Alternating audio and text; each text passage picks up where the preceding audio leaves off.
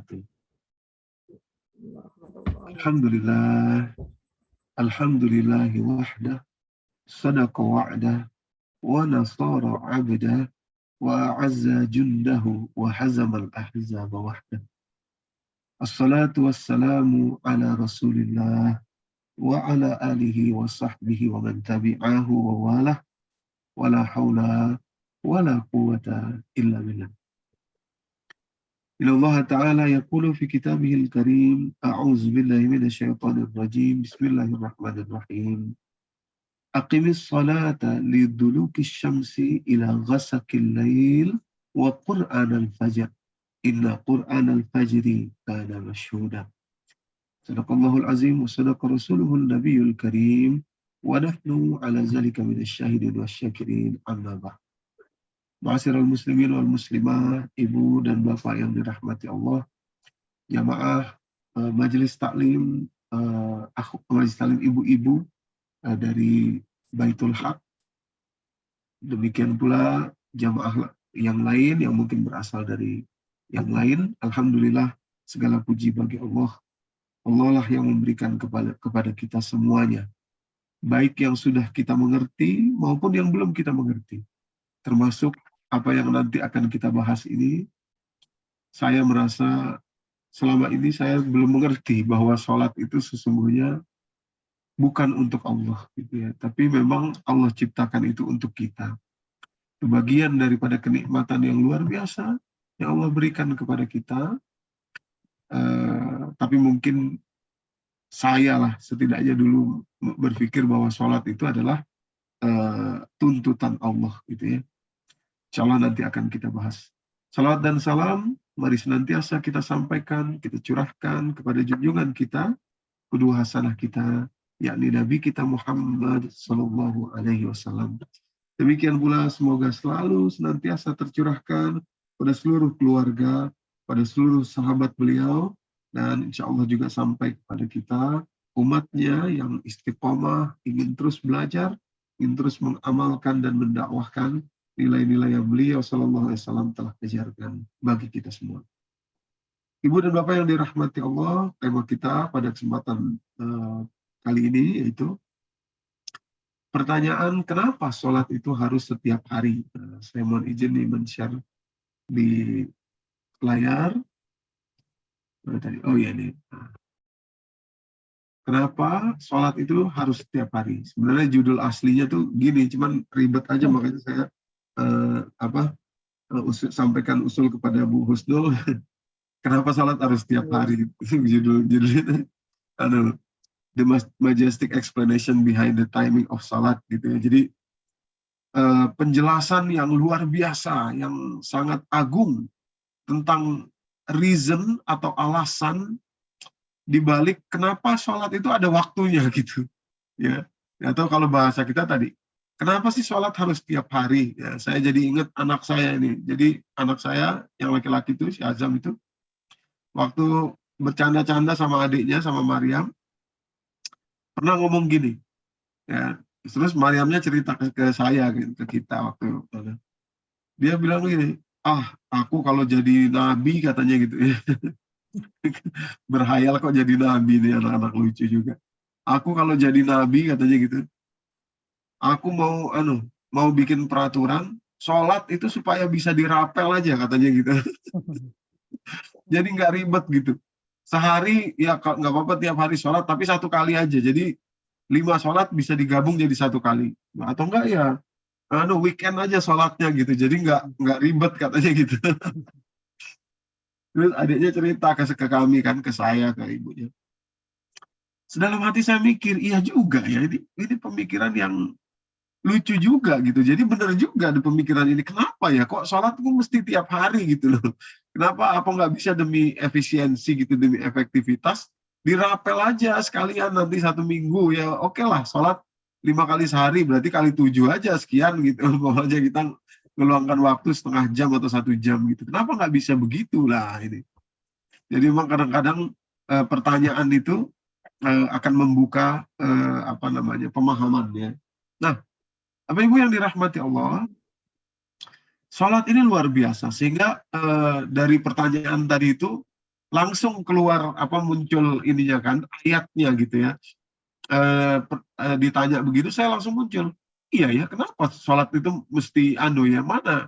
Nah, ini dalil utamanya Bapak Ibu yang dirahmati Allah Ibu sekalian.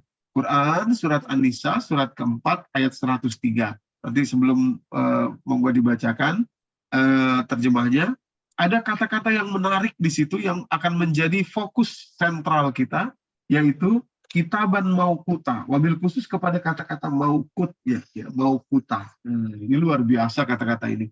Nah, sebelumnya mungkin kita bacakan dulu, silakan. Bu Siapa ya? Bu Vivi. Ya. Surat An-Nisa ayat 103.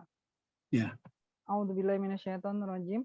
Selanjutnya, apabila kamu telah menyelesaikan sholatmu, ingatlah Allah ketika kamu berdiri, pada waktu duduk, dan ketika berbaring. Kemudian, apabila kamu telah merasa aman, maka laksanakanlah sholat itu sebagaimana biasa. Sungguh sholat itu adalah kewajiban yang ditentukan waktunya atas orang-orang yang beriman. Nah, terima kasih Bu Vivi. Jadi kalimat ujungnya kita ambil ya, karena kalimat awal tadi itu berkaitan dengan sholat di masa perang.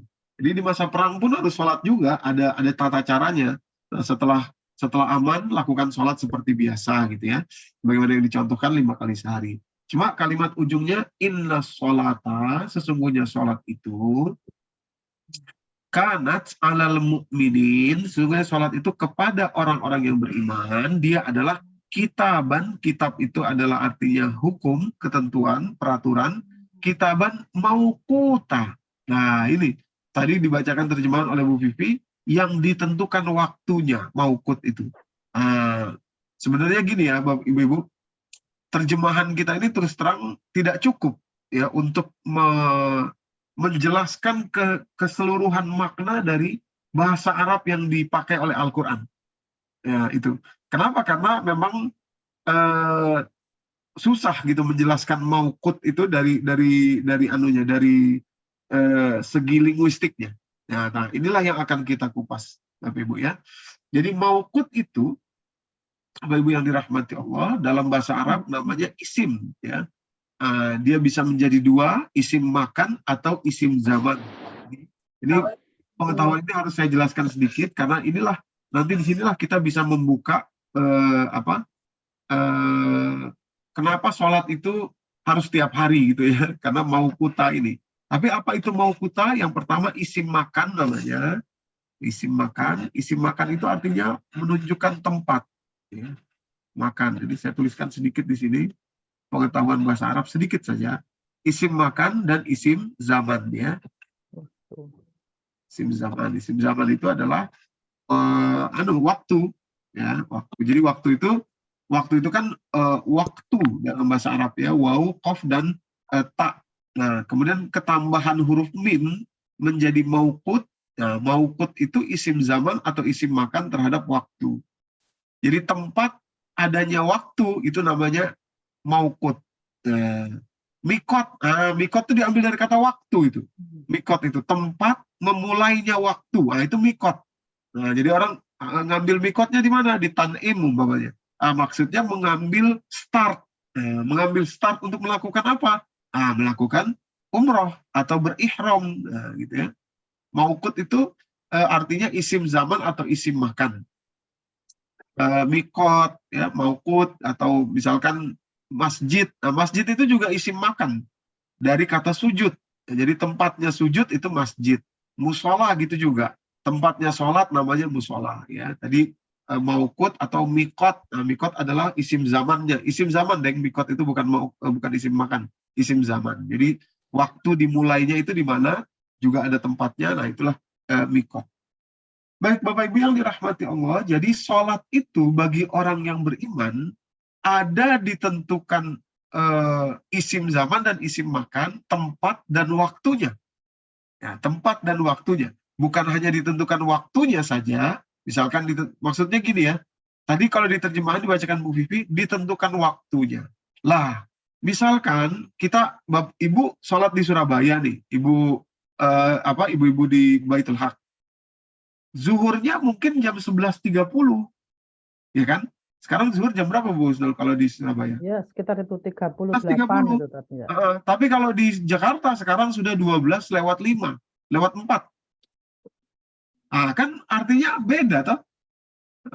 Jadi bukan waktu yang dimaksud itu bukan waktu sesuai jam tangan kita atau jam dinding kita, bukan. Karena kalau itu jadi berbeda. Tapi waktu yang ditentukan oleh kondisi yang memproduksi waktu, tempat waktu. Nah, itu ya, yang memproduksi waktu itu maksudnya itu. Pelan-pelan ya, saya bingung ini gimana cara menjelaskannya supaya mudah. Tapi mudah-mudahan Allah bimbing kita bisa men-sharing dengan mudah. Lah, jadi maukut itu apa sih sebetulnya gitu ya? Kok Surabaya, Jakarta beda? Nanti yang di Singapura beda lagi, yang di Melbourne mungkin beda lagi ya. Nah, Bapak Ibu, pertama, ya ini ayatnya tadi yang saya bacakan di awal surat Al-Isra surat 17 ayat 78 ya. Yaitu matahari, ya, kemudian bulan, tentu saja kata-kata malam itu bulan dan fajar. Nah, ini tiga maukut. Tadi saya angkat. Ini tiga maukut yang dijelaskan secara spesifik, secara harfiah di dalam surat 17 ayat 78 ya. Awas, ada orang-orang yang keliru memahami ini. Saya sebut aja ya, orang-orang yang beraliran Syiah keliru memahami ayat ini sehingga mengatakan bahwa sholat itu hanya 3 waktu saja. Padahal itu maukutnya, bukan sholatnya gitu ya. Awas. Jadi umpama begini, restoran itu mat'am ya. Mat'am itu diambil dari kata to'am. Jadi harus dijelaskan dulu. To'am itu kan makanan. Tempat memproduksi makanan namanya mat'am. Mat'am itu restoran. Loh, apakah satu restoran hanya boleh satu makanan saja? Kan tidak begitu. Nah, gitu ya. Memang ada satu restoran satu makanan, tapi kan tidak satu saja. Umpama ada restoran masakan masakan Jawa misalkan. Wah, di situ ada sotonya, ada rawonnya, ada ininya boleh. Nah, demikian pula maukut tadi, maukutnya ada 3 disebutkan di situ, tapi bukan berarti 3 waktu sholatnya, gitu ya. Sholatnya ada 5. Oke. Kita bacakan dulu Bu Vivi terjemah dari surat ke-17 ayat 78 Bu. Silakan Bu. Baik, surat Al-Isra ayat 78. A'udzubillahi minasyaitonirrajim. Laksanakanlah sholat sejak matahari tergelincir sampai gelapnya malam, dan laksanakan pula sholat subuh. Sungguh sholat subuh itu disaksikan oleh malaikat. Nah, terima kasih Bu. Jadi aqimus sholata liduluki syamsi pertama, matahari ya. Dari tergelincirnya matahari, liduluki syamsi ila ghasaqil lail, malam menjadi gelap, maksudnya tentu bulan. Artinya malam itu kan ada bulan, walaupun mungkin cuaca mendung, bulannya nggak kelihatan, tapi tetap saja yang dimaksud adalah bulan. Wal fajar, wa Qur'an al-fajar maksud saya, dan waktu fajar. Khusus untuk waktu fajar nanti ada Qur'an al-fajar. Ini juga berbeda dari yang lainnya, dari syamsi dan lain. Inna Qur'an al-fajri kana masyhuda. Oke. Ini ya, kita pegang dulu 3 ini ya Bapak Ibu ya. Pegang dulu matahari, kemudian malam, dan fajar. Pertanyaannya begini, apakah cuma itu? Nah, ini ya. Apakah cuma itu maukut? Ini kita untuk mengetahui kenapa kok sholat itu harus setiap hari. Dan harus waktunya begitu, gitu ya. Apa maksudnya? Karena gini, saya berlibat-libat nih, saya banyak banget yang mau saya keluarin, tapi saya bingung. Jadi, ibu-ibu yang dirahmati Allah, sholat itu untuk kita. Untuk kita, maka itu nanti standar ukurnya di kita. Tapi kok Allah tentukan waktunya? Lah gitu, pertanyaannya gitu. Allah kok tentukan waktunya kalau emang untuk kita? Nah, itu kan ya. Oke, pelan-pelan ya, kita masuk. Nah, ini di malam atau bulan itu juga adalah maukut. Ya. Sekali lagi, 79-nya, wa minal laili fatahajjad bihi nafilatan laka. Asaya ba'asaka rabbuka maqama mahmuda. Ini sholat tahajud ya. Di sebagian malam tadi itu dirikanlah sholat tahajud untuk tambahan bagi kalian ya. Asa ya berasakan buka. Oh iya Bu, ya. Udah nggak apa-apa saya tadi bacakan. Nah, jadi matahari, malam, dan fajar. Oke. Ibu bapak yang dirahmati Allah. Nah, ini dia. Kita masuk ya. Ya Bapak yang dirahmati Allah, matahari malam fajar, ya kan? Kan berbeda-beda nih. Di Surabaya beda, di Jakarta beda. Tadi kita sudah ini ya, di Aceh beda, Kenapa bisa demikian? Karena yang namanya mau itu ada di luar manusia, di luar tubuh kita, dan ada di dalam tubuh kita. Nah, ini dia. Umpamanya, misalkan saya orang Jakarta, terus saya datang ke Surabaya, ya silaturahim ke jamaah ke Surabaya. Terus saya nggak mau ikut Surabaya, sholat zuhurnya 11.30, saya ngomong gini, oh saya kan orang Jakarta, saya sholat zuhurnya 12.05 dong, sesuai Jakarta. Loh, berarti saya tidak mengikuti maukut yang ada di tubuh saya, karena tubuh saya sudah sudah ke Surabaya, bukan lagi di Jakarta. Nah gitu ibu ya, umpama ibu-ibu berangkat umroh umpama, nah, kan mundur 4 jam itu. Jadi ibu-ibu nggak bisa bilang, loh saya di Jakarta ini belum azan subuh ini. Nah, padahal di sana sudah subuh, nggak bisa. Kenapa? Karena tubuh yang ibu bawa ke sana itu, nah itu dia. Artinya di dalam tubuh kita ada juga maukut. Nah ini yang mau menjadi bahasan utama. Maukut matahari, bulan, dan kemudian waktu fajar tadi, ya itu maukut. Nah ini ya, dari kata waktu, maukuta, itu ada di luar kita, tapi juga ada di dalam tubuh kita. Itulah buktinya ketika kita bawa tubuh ini pindah ke suatu tempat, maka dia harus mengikuti maukut yang ada di situ. Dari kata-kata maukut inilah ibu bapak yang dirahmati Allah, sesungguhnya dari sinilah lahir satu cabang ilmu, dalam cabang ilmu biologi ataupun kedokteran ataupun neuroscience, namanya kronobiologi. Wah, ini luar biasa ilmu ini. Ilmu baru, ilmu modern. Mestinya ini kita pelopornya ini. Karena kata-kata maukut tadi itu artinya adalah kronobiologi. Ya, kronobiologi itu apa sih? Nah, ini. Kronobiologi adalah bidang ilmu yang mempelajari fenomena periodik, fenomena waktu dalam tubuh, dalam makhluk hidup maksud saya. Pada makhluk hidup, serta bagaimana adaptasi makhluk hidup pada ritme matahari dan bulan. Atau siklus ini dikenal dengan ritme biologis, ya, atau nanti namanya circadian rhythm. Ini sekarang ilmu baru, ibu-ibu. Bahkan di sebagian universitas ada yang jurusannya sudah kronobiologi namanya. Nah, ini mestinya punya kita ini. Dari kata-kata maukut tadi itu, ya. Jadi saya selalu kagum terhadap Al-Qur'an itu, menemukan faktor wow-nya Quran itu, kalau kata-katanya dibuat begitu, ya, misalkan maukut gitu ya, wah berarti ada di balik itu ada luar biasa. Luar biasa. Kalau Allah bilang begini bisa, ya. Misalkan ibu-ibu ya, maaf tadi surat 4.103 tadi ya, Inna sholata kanat alal mu'minina kitaban waktu, atau kitaban ma'al waktu. Nah, misalkan, sesungguhnya sholat kepada orang beriman adalah ketetapan yang ada waktunya, misalkan. Bisa Allah bilang begitu. Tinggal nanti kita cari, oh waktunya jam sekian, dari mana, dari sini. Tapi Allah katakan maukut. Nah, maukut berarti ada kajian, mengkaji bagaimana maukut berubah di belahan bumi yang berbeda. Juga ada kajian bagaimana badan yang kita bawa ini ya ikut serta dengan maukut yang ada di bumi tersebut. Ya, di belahan bumi tersebut. Ya, namanya kronobiologi. Wah, luar biasa. Kronobiologi. Al-Quran itu.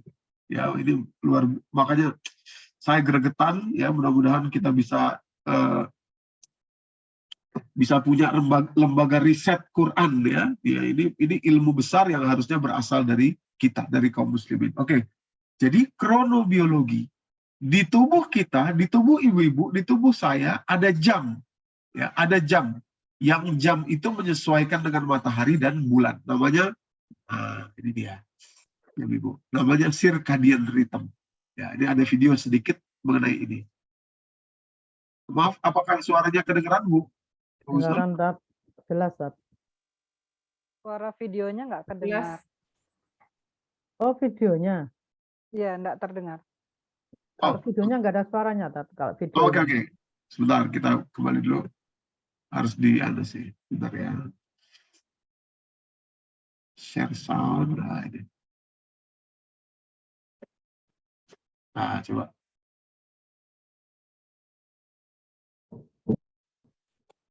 Mana tadi?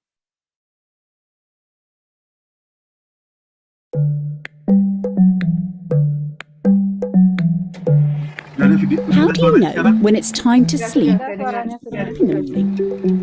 More powerful than any alarm clock are your own circadian rhythms, 24-hour cycles of biological processes that exist in every living thing. They keep your body functioning on schedule, day and night, wherever you are. And the key to it all is a bunch of cells in the retina of the eye called photosensitive retinal ganglion cells. Whilst the eye's rod and cone cells are responsible for vision, these retinal ganglion cells detect the brightness of our surroundings and send that information through the optic nerve to the suprachiasmatic nuclei, the brain's master clock. The master clock coordinates all the tiny clocks that govern the behaviour of the cells throughout the body. Taking light as its cue, the master clock determines a continuous cycle of physiological changes within our cells, including the production of hormones that prepare our bodies for waking and sleeping hours. Experiments show that when a person is kept entirely in the dark, their circadian rhythm hardly alters, keeping more or less to a 24-hour day. But seeing too much or too little light, or receiving light at the wrong times of day, can leave the master clock confused as to the time of day.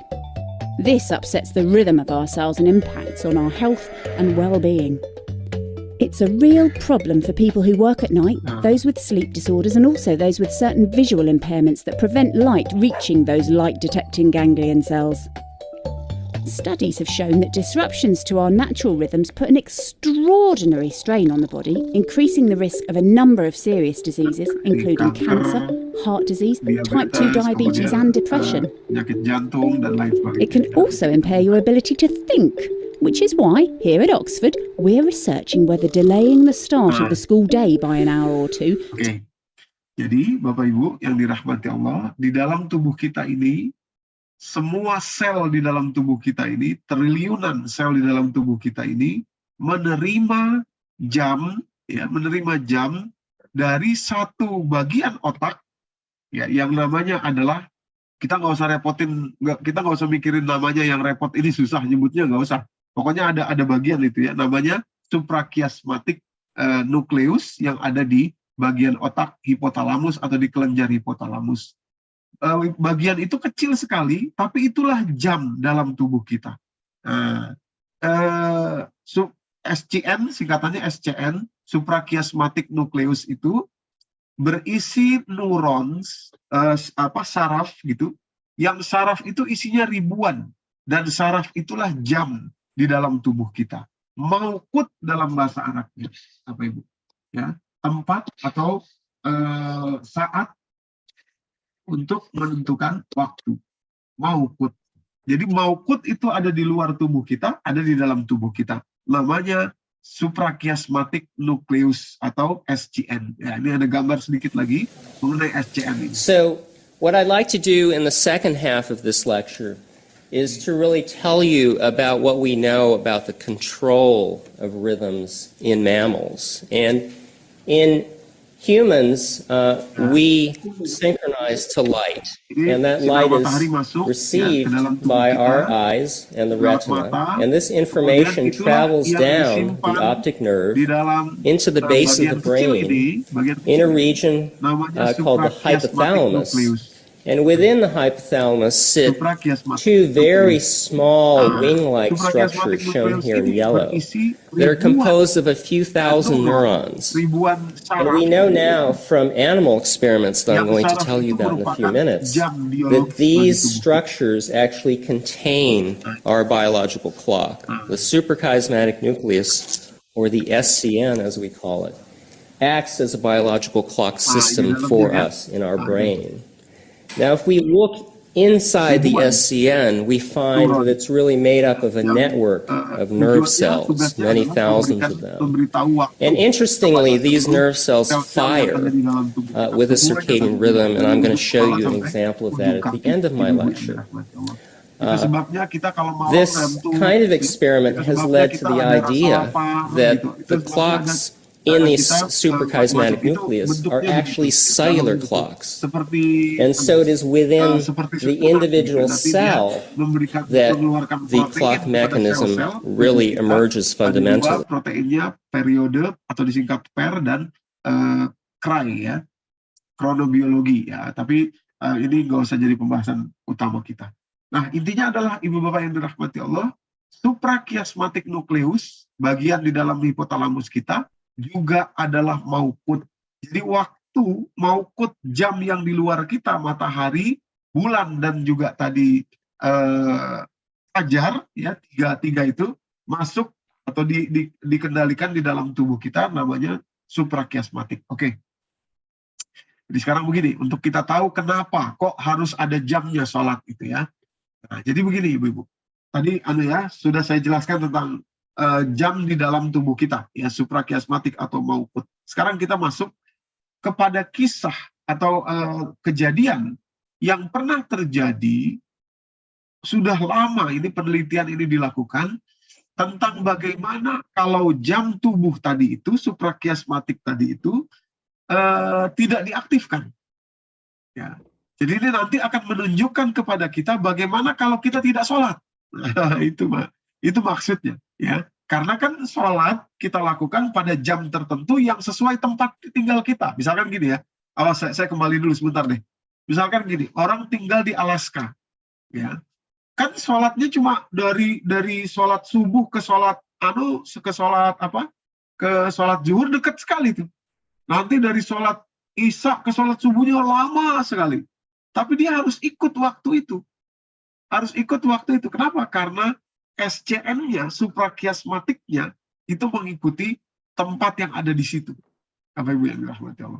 Kalau tidak diikuti, umpamanya tidak diikuti, saya maunya sesuai sama Indonesia saja, saya orang Indonesia, maka akan terjadi kerusakan, Bapak Ibu yang dirahmati Allah. Kerusakannya nanti akan berujung kepada kanker.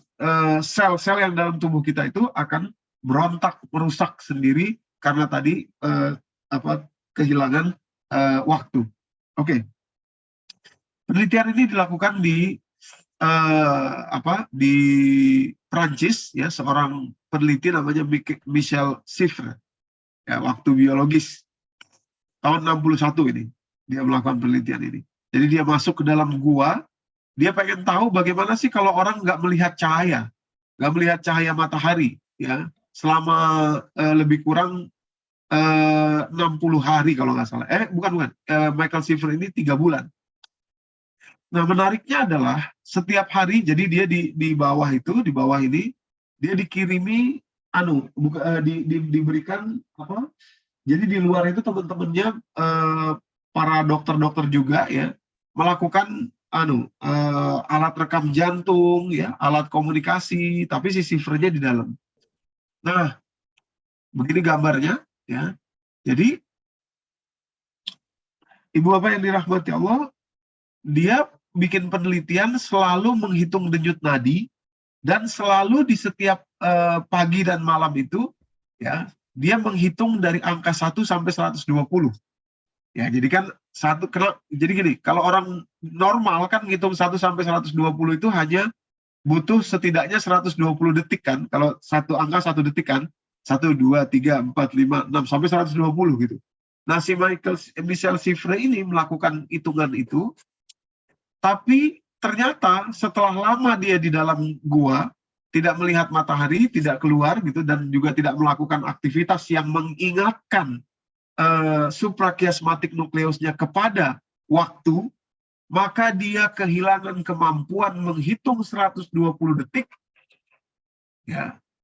Angka 1 sampai 120 itu dia baru bisa dia ucapkan selama 5 menit.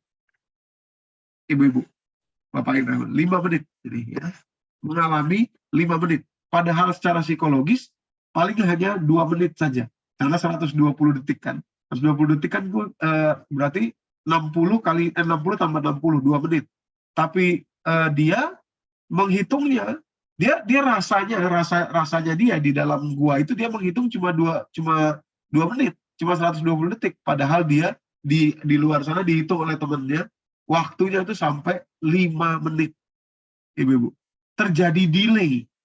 Ya, terjadi perlambatan 5 menit, 3 menit perlambatannya dalam hitungan 2 menit tadi itu, ya. Oke. Nah, ini gambarnya, sedikit saya sampaikan di sini gambarnya. Jadi ini memang butuh fokus kita sebentar. Jadi ini yang saya gambar merah ini adalah, yang saya beri tanda merah ini adalah siklus 24 jam. Kemudian siklus 24 jam hari berikutnya, siklus 24 jam hari berikutnya. Jadi tiga kali ya, 3 hari gitu.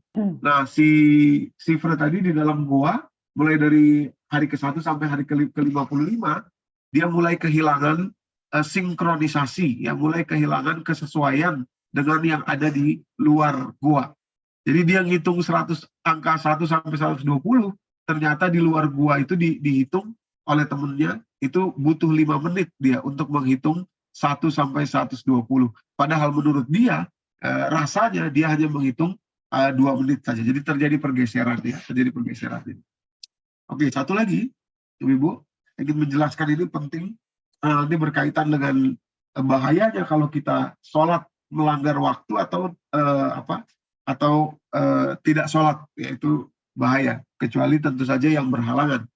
Nah, tahun 69 juga ada penelitian lagi sama di Jerman, yaitu Jürgen Askow. Dia masuk ke bunker, ya, apartemen bawah itu. Nah, ini hasilnya, ya, hasilnya. Jadi hasilnya tuh di sebelah di kuadran di sini. Kalau ibu-ibu lihat, ada yang biru, ada yang kuning gitu ya. Nah, jadi hari ke-1 sampai hari ke-8, ini 1, ini 10 kan, ini ada 8, hari ke-8, itu dia masih di luar apartemen, maksudnya di apartemen yang kena matahari gitu. Jadi waktu tidurnya itu biru, nah ini angka 0 sampai 24 jam ya, itu di bawah itu time of days, hours itu. Jadi dia masih bangun di jam kira-kira jam 8, sini jam 8 pagi, terus nanti tidur di kira-kira jam 24. Sebelum 24. Nah, begitu terus hari 1, hari 2, hari 3, hari 4, hari 5. Nah, yang di tengah ini, yang hijau ini, Ibu, Bapak, yang hijau ini adalah ketika sudah mulai ditutup. Nah, jadi dia sudah tidak kena matahari lagi. Nah, langsung bergeser itu. Langsung bergeser ininya, apa namanya? Cycle lingkaran waktu tidur dan waktu bangunnya itu bergeser, makin jauh sampai di angka lompatan 1 hari. Jadi sederhananya begini, saya mau bilang begini, sederhananya aja ya, ibu-ibu yang dirahmati Allah. Jadi kalau orang tidak mengikuti ya, atau tidak patuh terhadap SCN, suprachiasmatic nucleus, atau maukut dalam bahasa Arab ini, dalam konteks kita tadi, maukut, maka ini ya, dari hasil penelitian 2 ini, maka bergeser 1 hari, ini 40, selama 40 hari ya, ini angka 40, setiap 40 hari, maka dia bertambah tua, selnya bertambah tua, sel dalamnya bertambah tua 1 hari. Jadi 40 hari yang dia lalui, tapi sel dalam tubuhnya melalui 41 hari. Itu maksud saya. Kalau Michel Siffre tadi, selnya bertambah tua 3 menit setiap 2 menit. Nah, atau dalam hal ini, maksud saya gini, kalau kita patuh terhadap maupun suprachiasmatik tadi, atau kalau kita sholat tepat waktu dan sholat terus, maka kita lebih muda 1 hari setiap 40 hari. Tapi kalau kita tidak sholat, kita tidak menjaga sholat, tidak menjaga suprachiasmatic nucleus, maka sel di dalam tubuh kita itu bertambah tua 1 hari setiap 40 hari perjalanan hidup kita. Gitu ya. Nggak tahu nih, ini mudah dimengerti apa enggak. Jadi maksud saya, kita hidup 40 hari ini. Tapi kalau kita tidak sholat, sebetulnya kita lebih tua 41 hari. Ya. Sel tubuh kita maksud saya, sel tubuh kita. Tidak ada regenerasi. Sementara kalau kita ikuti suprachiasmatic nucleus, itu lebih mudah. Ada tambahan, bisa lebih mudah. Sel tubuh kita, penyegaran ya. Oke, jadi begini Ibu Bapak yang dirahmati Allah. Nah, sekarang kita masuk ke makna sholat. Ya, makna sholat. Atau gini dulu, jangan makna sholat dulu, nanti makna sholat di akhir. Jadi ibu-ibu, gini ya, sebentar, ini saya terus terang mikirin banget nih gimana cara menyampaikannya supaya enak. Jadi gini ibu-ibu, Bapak yang dirahmati Allah. Kita ini kan manusia berasal dari ruh, tanah, ya, dan kemudian jiwa. Jadi jiwa ya. Nah, mana dalilnya? Ya, jadi ini sepotong-sepotong nanti kita gabungkan di akhir ya. Ruh, tanah, dan jiwa. Ya, jadi kalimat Allah dalam surat Shad, surat 38 ayat 71 dan 72. Ya, boleh kita bacakan lagi Bu Vivi. 71, 72 dari surat Shad 71-nya dulu ya. Surat Shad ayat 71. A'udzubillahi minasyaitonirrajim. Ingatlah ketika Tuhanmu berfirman kepada malaikat, sungguhnya aku menciptakan manusia dari tanah. Iya. Pertama diciptakan dari tanah. Ya, satu nih, kita tuh adalah dari tanah. Nah, ini artinya kita adalah mamalia, seperti juga binatang. Binatang juga diciptakan dari tanah, ya. Tapi kemudian pada ayat 72-nya ada perbedaan kita dengan mereka, dengan binatang. Ya, silakan Bu. Surat ayat 72. Maaf Ustaz, ini saya luar biasa. Bu, iya enggak apa-apa. Kemudian apabila telah aku sempurnakan kejadiannya dan aku tiupkan ruh ciptaanku kepadanya, maka tunduklah kamu dengan bersujud kepadanya. Iya. Jadi setelah diciptakan tanahnya, diciptakan dari tanah, kemudian setelah sempurna tanah itu, tempat yang akan dipakai oleh ruh itu, ditiupkanlah ruh kita oleh Allah ke dalam badan ini yang berasal dari tanah.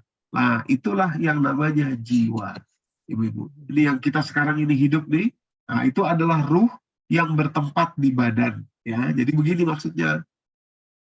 Nah, jiwa kita terkait kepada dua, yaitu kepada badan yang berasal dari tanah dan kepada ruh yang berasal dari Allah. Nah, ketika kita sholat, kita melakukan hubungan atau interaksi atau komunikasi kepada kedua-duanya, yaitu badan kita kepada Allah Subhanahu wa Ta'ala, ruh kepada Allah, badan adalah yang kita pakai sekarang, gitu ya. Inilah sholat. Maka itu tadi kembali sebentar sebelum ke sini nanti. Makna sholat yang sesungguhnya, ya, sholat itu diambil dari kata sila. Nah, ini saya tampilkan ininya ya, Wikipedia-nya tentang sholat itu. Silaturrahim misalkan kata-kata. Nah, itu akar kata yang sama dengan sholat. Ya. Silaturrahim diambil dari kata sila. Silaturrahim itu sholat sama. Artinya apa? Menyambungkan. Silaturrahim, menyambungkan rahim. Nah, itu.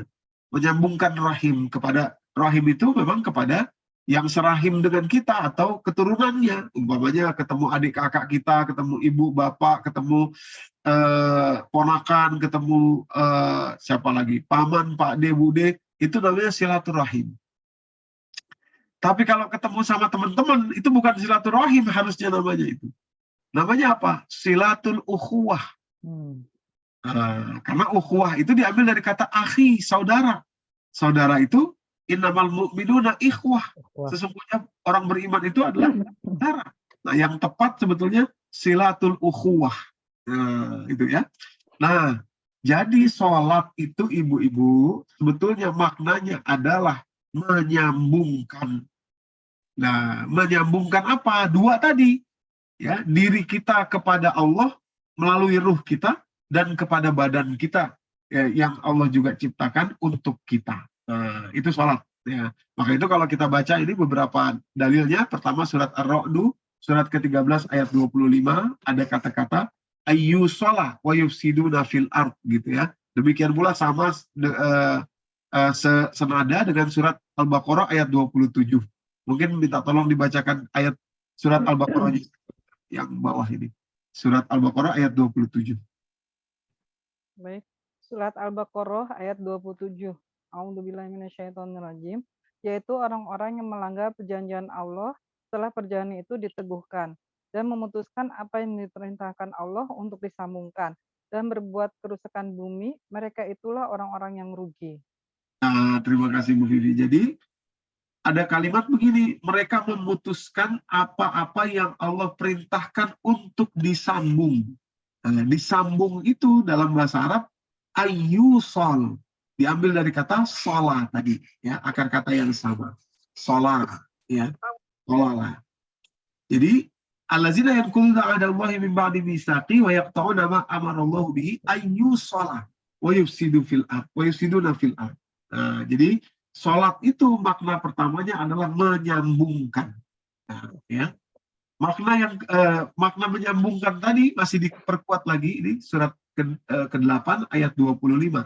Menunjukkan bahwa bukan hanya ritual gerak saja, bukan seperti ruku sujud saja. Karena dulu orang-orang jahiliyah dulu mereka muter-muter di depan Ka'bah sambil siul-siulan, sambil tepuk-tepuk begini. Kata Allah itu sholat juga, sholatnya mereka. Tapi sholatnya mereka cuma begitu saja. Jadi yang dimaksud adalah kesambungan, menyambungkan hubungan kepada Allah walaupun bukan hanya gerak fisik. Ya, silakan Bu, mungkin kita bacakan di surat ke-8 ayat ke-35. Ya, silakan. Surat Al-Anfal ayat 35. Dan sholat mereka di sekitar Baitullah itu tidak lain hanyalah siulan dan tepuk tangan. Maka rasakanlah azab disebabkan kekafiranmu itu. Nah, iya, jadi sholat mereka, kata Allah sholat mereka gitu ya. Siulan tepuk tangan saja. Nah, itulah sholat mereka. Jadi artinya begini, walaupun nanti karena itu mereka diazab oleh Allah Subhanahu Wa Taala, tapi menurut mereka itu adalah sholatnya gitu ya. Dan Allah bilang, wa ma kana sholatuhum, ya sholatnya mereka cuma begitu saja, tidak ada isinya dan itu menghina Allah, maka Allah azab gitu ya. Oke. Jadi maksudnya sholat itu bukan hanya ritual gerak saja.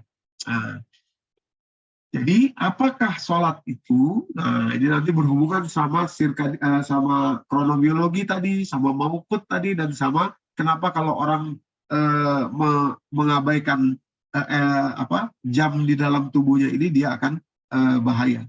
Jadi sholat adalah sinkronisator ya, hidup kita manusia secara harian. Sinkronisator itu mensinkronkan, menyamakan antara maukut yang luar dengan maukut yang di dalam. Nah, ini mulai masuk ya. Tadi maukut matahari, bulan dan khusus waktu fajar harus sinkron dia dengan maukut yang ada di dalam tubuh kita. Kalau dia tidak sinkron, Bapak Ibu yang dirahmati Allah, maka dua hubungan ini, nanti kita lompat dulu sebentar, dua hubungan ini tidak akan baik, yaitu hubungan kepada badan kita dan hubungan kepada ruh kita. Tidak akan baik. Ketika salah satu hubungan tidak baik, maka rusak kehidupan kita sebagai manusia. Nah, itu maksudnya. Oke? Jadi inilah sholat.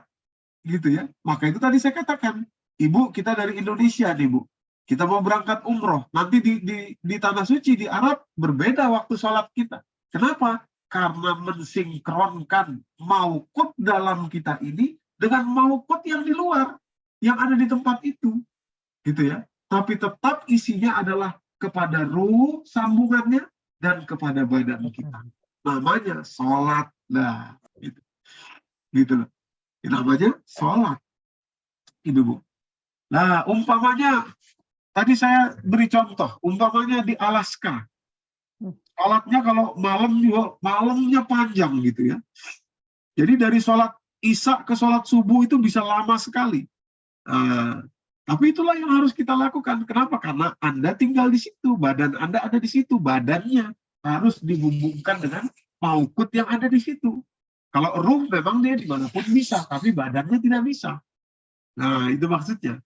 Kalau badan kita ada di situ, ya sudah kita ikut di situ. Itu namanya sholat. Ibu, namanya sholat. Tapi gimana kalau di jamak, Ustadz? Lah, di jamak ini adalah rukhsah, kemudahan yang Allah berikan kepada kita. Tapi tetap kemudahan itu menjadi 3 tadi. Zuhur dan asar di duluki syamsi. Kemudian maghrib dan isya di ghasaqil lail. Yang satu tidak bisa dijamak. Karena dia khusus satu. Inna Qur'anal fajri. Karena jadi, Ibu-ibu. Nah, ini ya. Awas, ini penting sekali untuk kita pahami ini. Saya ulangi sedikit. Dari ini. Sholat adalah sinkronisator, mensinkronkan tubuh kita, demikian pula ruh kita, ya, tubuh, terutama tubuh kepada waktu maukut, ya, yang ada di tempat itu. Ya, di kepala kita ini, di hipotalamus kita ada maukut. Maukut ini akan memberi kabar kepada seluruh sel dalam tubuh kita. Kalau dia tidak sinkron, kalau maukut ini tidak sinkron, maukut di kepala ini tidak sinkron, maka dia tidak bisa memberikan kabar kepada seluruh sel yang ada di dalam tubuh kita. Terjadi bahaya yang luar biasa kepada tubuh kita, yaitu ujung-ujungnya kanker. Kanker. Dari mana? Ah, ini dia. Ini ya. Jadi, cahaya lampu misalkan, itu bisa membuat circadian rhythm kita itu terganggu. Harusnya malam, tapi kita nggak, oh ini malam apa enggak ya, gitu. Maka tidur itu sunahnya ditutup, semuanya tertutup gelap, ya. Nah, ini kalimatnya di sini. Kanker tumor grow faster when melatonin is suppressed. Ketika melatonin itu ditekan, maka kanker tadi, tumor tadi akan menjadi kanker. Kita setiap hari ada potensi tumor. 5 dari 30 juta sel kita, itu 5 itu menjadi tumor. Nah, yang membersihkan itu adalah suprakiasmatik. Maukut tadi, jam, waktu tadi yang ada di dalam kepala kita. Nah, gitu. Itulah kenapa kita harus sholat, ibu-ibu yang dirahmati Allah. Oke. Nah, ini sekarang saya gambarkan dengan begini. Saya gambarkan dengan begini. Ini ada gambar circadian rhythm, ya. Circadian itu diambil dari bahasa Yunani, dari bahasa Latin, maaf. Circa itu satu hari, satu diem itu hari. Jadi circadian itu 1 hari, putaran 1 hari. Nah, dalam 1 hari itu, ini ada gambarnya begini, ya. Ini penelitian yang membawa hadiah Nobel kepada 3 orang itu, ya. Michael Young dan lain-lain itu tahun 2017. Demikian pula ada seorang peneliti Jepang yang sudah tinggal lama di Amerika, namanya Joseph Kobayashi, kalau nggak salah. Nah, jadi gini ibu-ibu, kenapa sholat zuhur tadi kan liduluki syamsi, kita mulai dari kalimatnya ya, liduluki syamsi. Artinya apa sholat zuhur? Matahari sudah tergelincir, ya. Itu kita lakukan kira-kira jam 12-an, ya. Beda-beda di setiap tempat, ya, agak sini, tapi melihat maukutnya, melihat mataharinya, ya, dan itu kita sesuaikan dengan maukut dalam tubuh kita. Bapak Ibu, kalau kita perhatikan di jam tersebut, ya, di jam biologi kita itu, ya, dalam jam suprakiasmatik kita di dalam itu, saat itu, ya, sedang tinggi-tingginya kortisol dan testosteron ini. Nah, dari sebelumnya, dari jam 9 itu dipompa terus testosteron oleh tubuh kita dan juga kortisol. Nah, itu untuk menyemangati kita bekerja dan lain sebagainya, maka di sini ada high alertness, ya, sangat alert pada jam-jam sebelum jam 12 itu. Dari mulai jam 8 ya, itu alert. Kita sangat waspada, sangat bagus untuk bekerja. Tapi ibu-ibu, kalau kita nggak sholat zuhur, ya, tidak membasuh nih saraf-saraf kita dengan wudhu supaya lebih rileks, maka kortisol tadi berlebihan. Bablas istilahnya. Kalau kita nggak sholat bablas gitu, kita nggak wudhu, nggak sujud, nggak ruku, terus tidak memberikan waktu kepada diri kita untuk tenang, maka kortisol ini bisa berlebihan. Demikian pula testosteron ini, Bu. Tadi karena produksinya dipacu tadi dari jam 8 oleh tubuh kita. Nah, makanya sholat zuhur itu berfungsi untuk mengistirahatkan sekresi testosteron dan kortisol kepada tubuh kita. Kalau kita bablas nggak sholat zuhur, ini bahaya betul untuk tubuh kita, tidak mampu menampung banyaknya kortisol dan testosteron. Itu maksudnya, Ibu. Ya, nanti dampaknya luar biasa, rusak tubuh kita karena kebanyakan kortisol. Kortisol kita tahu dia nanti glukokortikoid ujungnya itu. Jadi gula, jadi diabetes dan seterusnya, stres tingkat tinggi.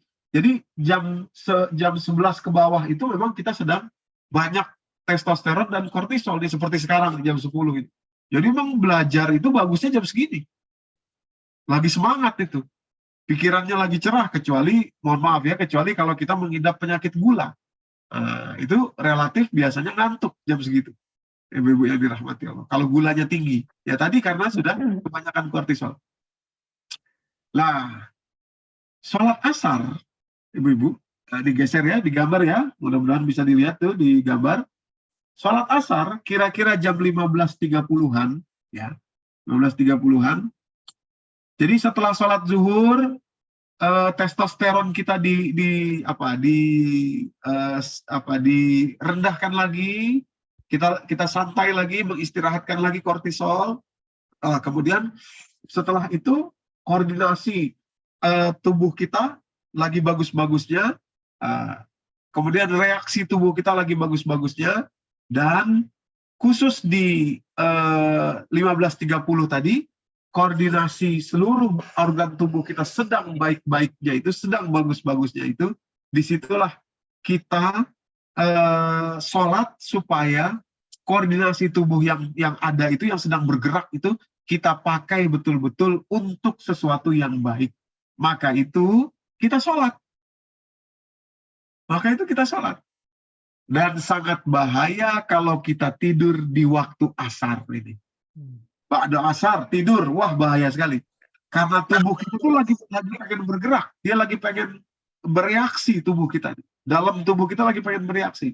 Kalau kita bawa tidur, mati dia. Nah, itu kebiasaan yang tidak bagus. Bapak Ibu yang dirahmati Allah. Ya, jadi tidak boleh tidur setelah asar sampai maghrib. Tidak boleh tidur. Nah, bahaya untuk tubuh kita. Nah, disitulah kita pakai sholat, kita pakai belajar.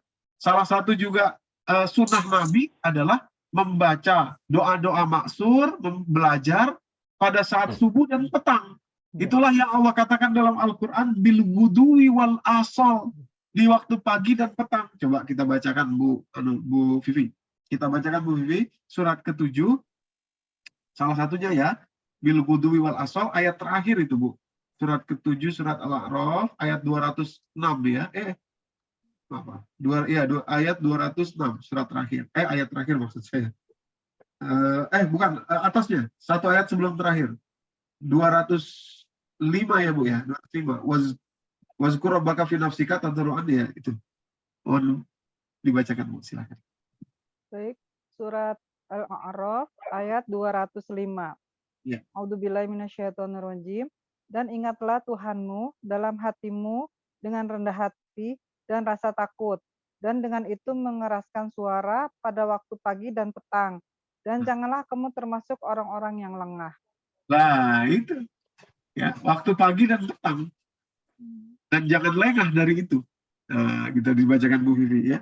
Wazkur rabbaka fi nafsika tadarruan wa khifatan wa dunal jahri minal qaul bil ghudwi wal asal. Bil ghudwi wal asal, pagi dan petang. Baca al-maksuratnya, baca Qur'annya, belajar habis sholat asar itu. Pokoknya jangan tidur habis sholat asar itu. Dan jangan lengah, tadi kalimat Allah ya, jangan lengah. Kenapa? Bahaya betul. Bahayanya ini nanti reaksi tubuh kita yang harusnya cepat itu, bayangin ya, umpama gini. Mesin mobil lagi jalan cepat, tiba-tiba dimatikan seketika. Coba bayangkan kayak apa rusaknya mobil itu. Lagi ngebut, umpamanya ibu lagi ngebut 100 km per jam di jalan tol. Tahu-tahu mobilnya dimatikan, terus rusak mobilnya. Nah, begitulah kalau kita tidur di waktu asar. Circadian rhythm kita tadi, suprachiasmatic nucleus tadi, dia akan rusak sel-sel tubuh kita. Ya. Oke. Jadi liduluki syamsi. Sekarang wasakil lail, yaitu sholat maghrib dan sholat isya. Nah, ini. Kalau kita perhatikan, ibu-ibu, ya, maghrib itu nih kalau ibu perhatikan di gambar ya, ada waktu yang sama nanti, ya, antara 18.30-an ya, itu ini tidak persis angka segitu ya, ini perkiraan saja, ini diambil pukul rata-rata ya kira-kira ya, tentu saja beda-beda di tempat masing-masing beda-beda. Cuma ini ada gambar matahari terbenam ya, habis matahari terbenam dan seterusnya. Nah jadi satu lagi sebentar sebelum maghrib. Jadi setelah sholat asar itu, ibu-ibu, itu fungsi kardiovaskular kita ya, itu sedang bagus-bagusnya ya. Nah, jadi kalau kita tidur, kita bawa tidur, jantung kita itu akan lemah. Nah, jadi ini bahaya betul, ini kebiasaan yang mengerikan betul ya. Jadi kalau kita sholat, kalau kita aktif, kalau kita sharp gitu ya, kita belajar dan lain sebagainya di waktu itu, maka itu sangat baik ya, sangat baik. Nah jadi tadi nih saya lingkari saja di sini sekitar jam 17-an itu, maka di situ fungsi jantung kita sedang bagus-bagusnya. Kalau kita tidur, apalagi tidurnya kita menghimpit sebelah kiri, jantung kita dihimpit gitu, tidurnya ke arah badan kiri gitu ya, wah itu bahaya betul. Itu ujungnya akan sakit jantung kita itu ya, gampang jantungnya itu gampang rusak. Oke, sekarang 18.30-an kira-kira ya, tapi intinya adalah terbenamnya matahari. Ini kan ada gambarnya terbenam matahari ya, kira-kira segini. Nah, itu adalah waktu, ibu-ibu, saat tekanan darah kita itu paling tinggi-tingginya sepanjang hari, selama 24 jam itu. Tekanan darah paling tinggi itu saat maghrib, ibu-ibu. Jadi kita sholat, wudhu kita, ya, wudhu, membasahkan saraf-saraf kita di tangan, wajah, kaki kita, faghsilu wujuhakum wa aydiyakum ilal marafiq. Ya, kemudian kita tunduk, sujud, gitu ya, sholat. Belum lagi kalau nanti sholatnya khusyuk, lapang dadanya, enak, mengalir hormon-hormon, nanti kita bahas di ujung itu. Maka highest blood pressure ini, tekanan darah yang sedang tinggi-tingginya ini, bisa kita rendahkan pada level yang cukup. Nah, maka itu sama seperti waktu asar tadi, tidur saat maghrib sangat berbahaya. Kalau asar tadi bahayanya kepada jantung, maka kalau tidur saat maghrib sama bahayanya seperti tidur setelah subuh, itu kepada otak. Karena tekanan darah. Ya, tekanan darah itu bisa membuat stroke, ya, bisa membuat sumbatan nanti di darah kita, karena darah kita itu ditekan, dipres sedemikian rupa. Jadi sholat maghrib itu adalah upaya kita untuk menekan tekanan darah dengan baik, dan tentu saja karena tingkatnya tekanan darah tinggi kemudian sudah ditekan, maka saat belajar yang juga paling baik adalah setelah maghrib. Setelah asar, setelah subuh, setelah maghrib, paling baik untuk belajar. Ya, jantungnya sehat, kuat, kemudian tekanan darahnya bagus, ya, pada level yang bagus setelah sholat maghrib. Nah, itu ibu. Ya. Berikutnya sholat isya. Nah, sholat isya. Sholat isya ini Bapak Ibu yang dirahmati Allah, sekitar jam 19-an itu ya, itu adalah temperatur tubuh kita sedang tinggi-tingginya. Sedang yang paling tinggi temperatur itu yaitu pada saat sekitar waktu Isya, sekitar jam 19. Kalau tadi tekanan darah ya, maghrib itu tekanan darah. Kalau ini temperatur dalam tubuh, beda temperatur tubuh sama temperatur dalam ya Ibu-Ibu ya.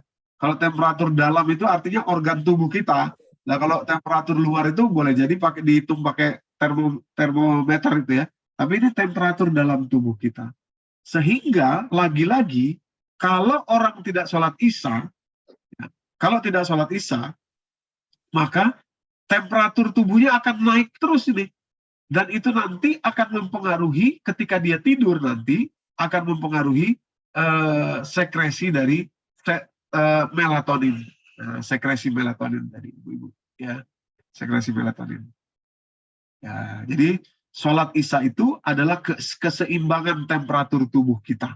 Nah, itu ya, keseimbangan temperatur tubuh kita. Baru setelah itu kita istirahat ya. Setelah seimbang temperatur tubuhnya, maka ketika istirahat nanti di sekitar jam 9 malam sudah mulai hormon melatonin masuk ke dalam tubuh kita. Jadi kalau bisa sudah tidur jam 9 malam ya, atau jam 9 lebih sedikit ya, supaya melatoninnya bisa kita serap dengan baik, ibu-ibu yang dirahmati Allah. Oke. Nah, terus terakhir yaitu sholat subuh. Nah, sholat subuh ini luar biasa karena kata-kata sholat subuh tadi dalam surat 17 ayat 78, wa Qur'anal fajr, dan bacaan Al-Quran di waktu fajar. Kita tahu waktu fajar itu bukan hanya 5 menit atau 7 menit sholat subuh, bukan. Tapi seterusnya fajar itu sampai kemudian waktu syuruk, itulah waktu fajar. Nah, awas, hati-hati. Jadi di sini ada maksud Allah mengatakan dia Quran al-Fajr, bukan sholatnya saja. Jadi Allah ingin mengatakan kepada kita, habiskanlah waktu fajar, mulai dari sholat fajar, sholat subuh, sampai dengan habis waktu fajar, dengan Al-Quran. Kenapa demikian, Ibu Bapak yang dirahmati Allah? Pertama, kira-kira jam 4.30-an, ya, yaitu, itu temperatur tubuh kita sedang rendah-rendahnya. Sehingga kalau kita biarkan, apalagi kita tidur, wah ini berbahaya betul untuk keseluruhan tubuh kita. Maka banyak catatan dari para dokter itu bahwa stroke itu terjadi sebetulnya di waktu-waktu subuh. Cuma nanti baru keluar atau baru terjadi sumbatannya itu kira-kira di pagi hari. Nah, rata-rata orang stroke itu pagi atau malam, tengah malam ya, tengah malam. Ibu-ibu yang dirahmati Allah, yang kedua, jam sekitar, jadi dari 4.30 sampai nanti waktu fajar ya. Nah, sekitar jam 6 ya, jam 6 pagi, ya, lebih sedikit itu blood pressure kita sedang naik setinggi-tingginya, rise ya, sharpest rise in blood pressure, sedang tajam-tajamnya menukik itu tekanan darah kita ya, untuk mempersiapkan kita beraktivitas di siang hari. Oleh karenanya kalau kita tidak pakai dia dengan membaca Al-Quran, berzikir, atau dalam keadaan tidur, kalau kita dalam keadaan tidur, maka naik langsungnya tekanan darah tadi itu sekitar jam 6 lewat sedikit, itu betul-betul berbahaya untuk peredaran darah kita. Ya, itu sebabnya Allah katakan Quran al-Fajr, inna Quran al-Fajri kana masyhuda. Jadi kalau ibu-ibu, bapak-bapak pingin tidur, tidurlah setelah jam 6.45 ke atas. Jangan tidur di bawah itu, bahaya. Ibu-ibu, karena Allah katakan sholat subuh itu Quran al-Fajr, baca Quran sampai waktu fajar. Ya, menghabiskan waktu dengan Quran, ya, mengaji, membacanya atau mentadaburinya, umpamanya ikut kajian dan lain sebagainya sampai waktu fajar. Kita jaga betul-betul jangan tidur di waktu itu, bahaya sekali, ibu-ibu. Ya, jadi inilah kesinambungan antara maukut tadi itu yang di luar kita dan yang di dalam tubuh kita atau suprachiasmatic nucleus. Sekarang begini, tadi udah ya, kalau ini tidak kita jaga, maka akan merusak ya, yang gampang langsung kelihatan tentunya kepada badan kita. Kalau ruh tidak terlalu kelihatan ya, karena itu kan sifatnya tidak metafisik. Nah, kalau fisik kelihatan. Nah, tadi sakit ini, sakit itu, jantung lah, sakit macam-macam, ibu diabetes lah, kortisolnya berlebihan dan lain sebagainya. Ya, itu ya. Nah, bagaimana cara menjaganya supaya lebih bagus lagi? Tadi sudah sholat ini sudah ya sambungan kepada diri kita, baik badannya maupun ruhiyahnya, badannya maupun ruhiyahnya. Tentu saja penjagaan terbaiknya adalah dengan sholat yang khusyuk lah, itu. Dengan sholat yang khusyuk. Apa itu sholat khusyuk? Nah, jadi sekarang kita ngerti dari penjelasan kronobiologi atau jam yang ada dalam tubuh kita. Sholat khusyuk adalah sholat yang terjadi hormonal disruption di dalam tubuh kita. Sholat khusyuk adalah sholat yang terjadi di dalam tubuh kita itu limpahan hormon. Nah, limpahan hormon. Apa maksud limpahan hormon tadi? Kita baca pelan-pelan dalilnya.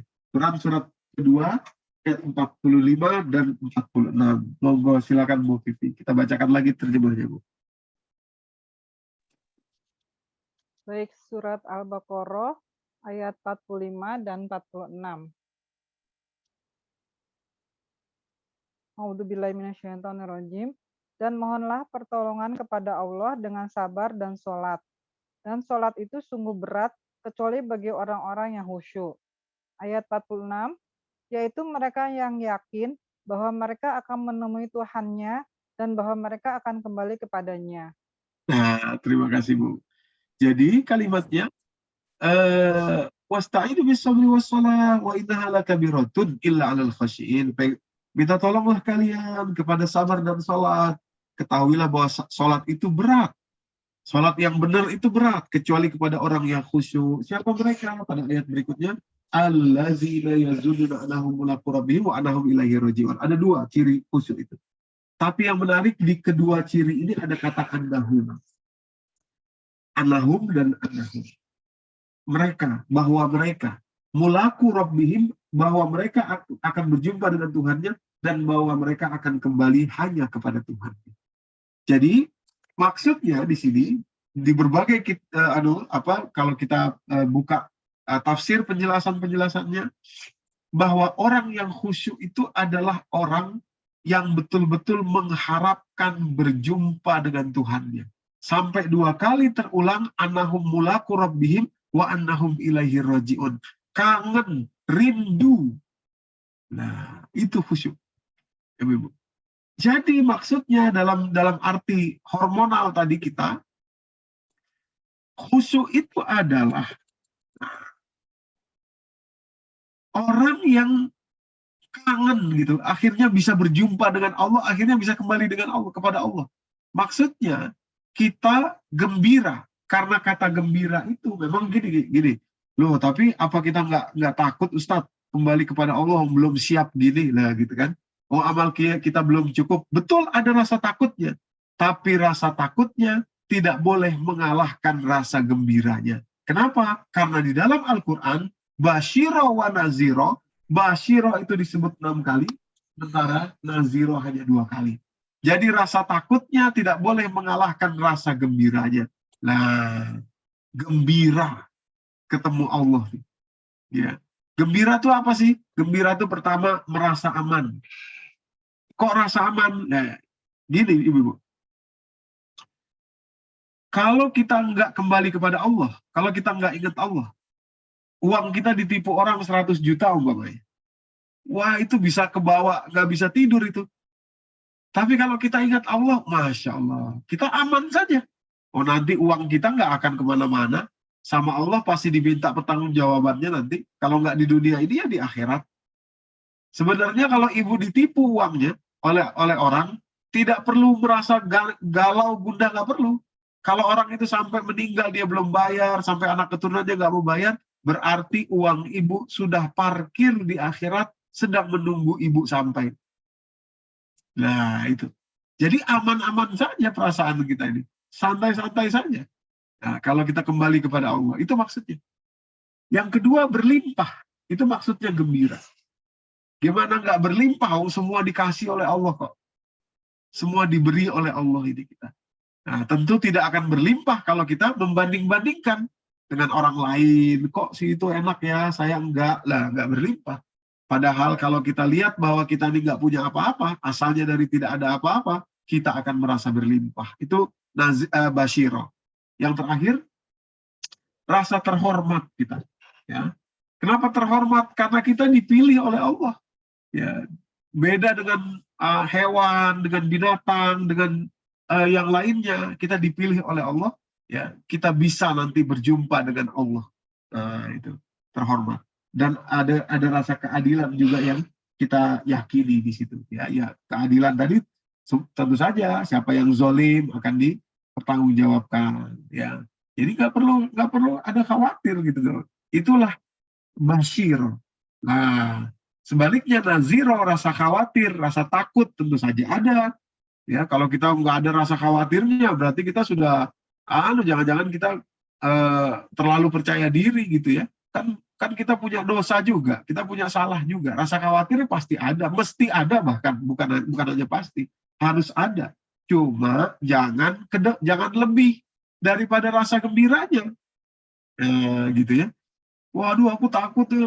Jadi kalau sholat tuh bawaannya takut, tegang saja. Oh enggak, bukan gitu. Jadi ada rasa takutnya, tapi lebih banyak rasa gembiranya. Nah, inilah yang disebut khusyuk. Karena gembira tadi, ya, maka sholat yang khusyuk itu akan menghasilkan hormon pertama, oksitosin. Nah, ini yang saya maksud tadi. Ya. Nih, ketahuan modern nih. Kita sih tinggal ngambil aja dan betul-betul cocok seperti apa yang kita jelaskan. Pertama, gimana caranya dapat oksitosin? Satu nih, nah, saya tunjuk ya, tuh, ya di yang bawah tuh, meaningful and uplifting conversation. Kita berbicara atau mendengar atau berpikir tentang sesuatu yang meaningful, yang uplifting, ya, yang agak tinggi pembicaraannya. Nah, itulah isi Quran, itulah bacaan-bacaan di dalam sholat. Baca Al-Fatihahnya, Alhamdulillahirabbil alamin, segala puji bagi Allah, pemilik semesta alam ini. Ar-Rahmanir-Rahim, direnungi, difikirkan, itu jadi meaningful. Hasilnya hormon oksitosin. Nah, maka itu yang namanya khusyuk tidak bisa cepat-cepat. Alhamdulillah, tidak bisa. Pasti lewat, pasti bablas, pasti tidak khusyuk dia. Nah, itu ya, Ibu ya. Hormon oksitosinnya mengalir karena ini meaningful and uplifting conversation tadi. Nah, itu ya, isi yang dibicarakan. Artinya harus ngerti, Ustadz. Otomatis harus ngerti apa yang dibaca. Setidak-tidaknya Al-Fatihah mesti ngerti. Nah, kalau surat-surat gimana? Ya, kalau surat-surat tentu tidak wajib lah. Ya, apalagi kalau ngerti, bagus sekali. Tapi setidaknya Al-Fatihah dan bacaan sholat mesti paham, mesti ngerti. Nah, itu ya, untuk dapat oksitosin tadi. Yang kedua, nah, nih, tunjuk ya di layar Ibu ya, gratitude, prayer, and meditation. Tadi yang sudah kita sebut, rasa syukur, rasa gembira, rasa senang kita ini. Ya, akan kembali kepada Allah. Kita ini mati itu bukan, jangan takut Ibu ya. Takutnya ada, tapi jangan lebih banyak dari gembiranya. Oh, nanti kita semua kok.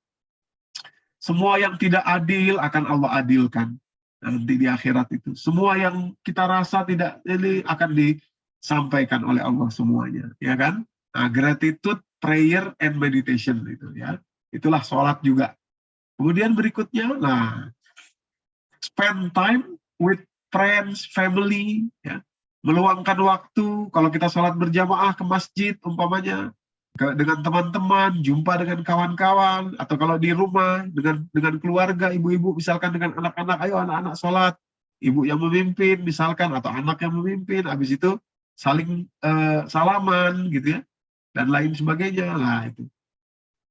Kemudian yang berikutnya, mendengarkan nada yang kita sukai. Nah, kalau kebetulan, alhamdulillah, sholat berjamaah, imamnya kok bacanya enak, gitu ya. Syahdu, itu oksitosin itu.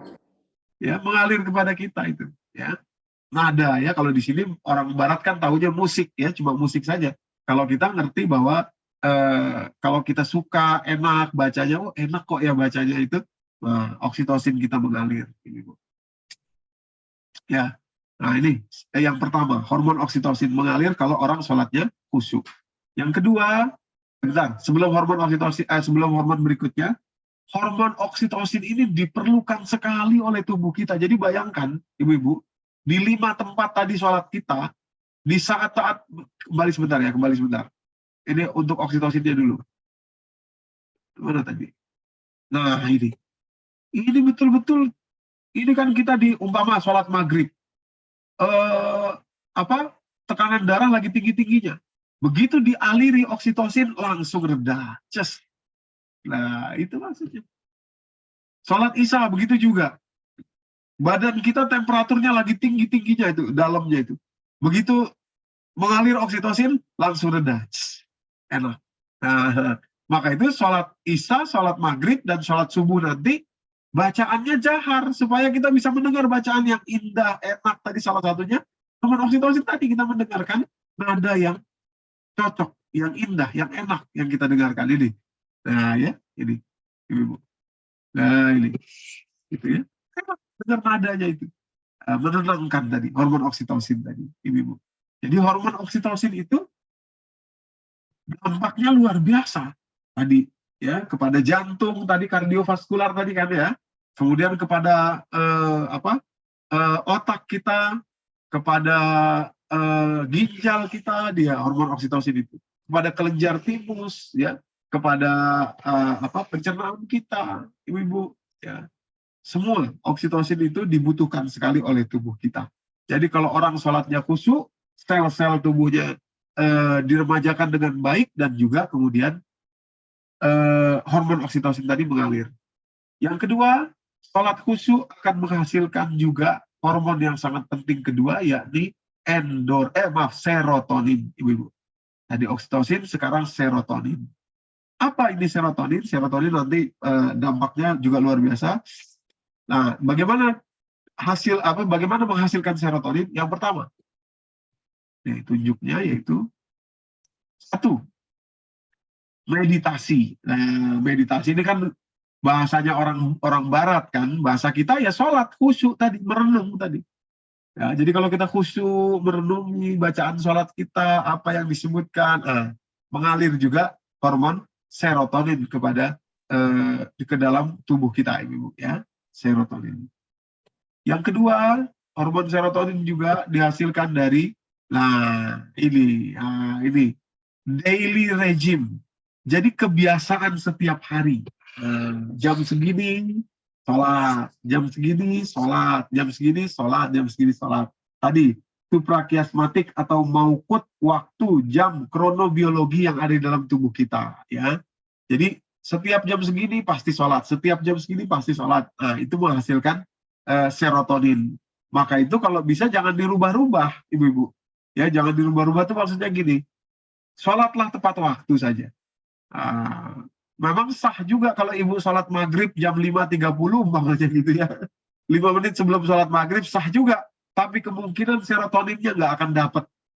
Karena tidak sesuai dengan kemarin-kemarinnya. Terus ada yang bilang gini, kalau gitu saya sholatnya akhir waktu aja semua Ustadz. Berarti nggak dapat yang tadi, oksitosin yang awal tadi ya.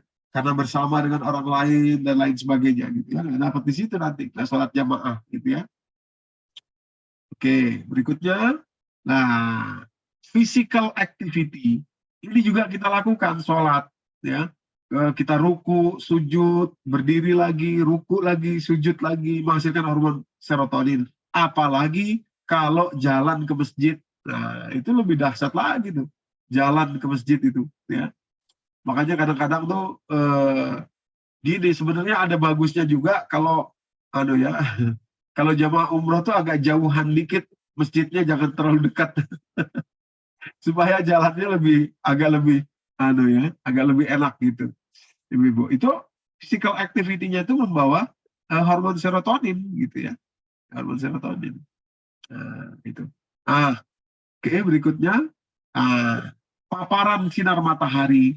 Jadi inilah kita keluar ya ke masjid, atau kalau ibu-ibu sholat di rumah ya hordennya dibuka biar mataharinya masuk, jendelanya gitu ya, biar tahu bahwa itu sholat zuhur, sholat asar gitu ya kalau sholat di rumah. Jadi terpaparnya sinar matahari itu juga membawa hormon serotonin kepada diri kita. Nah, hormon serotonin tadi, ibu-ibu, wah ini betul-betul langsung ke otak. Nah, luar biasa tadi ya. Maka tadi di sholat zuhur, sholat asar tadi, penting hormon serotonin ini. Karena kalau tidak tadi, maka hormon kortisol yang berlebihan tadi tidak bisa diredam di otak kita. Dengan hormon serotonin ini kita meredamnya. Jadi, kenapa ada sholat Jumat dan sholat Jumat itu di awal waktu? Terutama sholat Jumat bagi laki-laki, bagi perempuan juga boleh sebenarnya, sunnah saja. Bagi laki-laki wajib sholat Jumat dan itu di awal waktu, ya salah satunya karena ini hormon serotonin tadi untuk otak kita. Jadi ada kesinambungan antara otak dan usus, maka usus disebut sebagai second brain, otak kedua. Second brain karena hubungannya langsung kepada otak itu.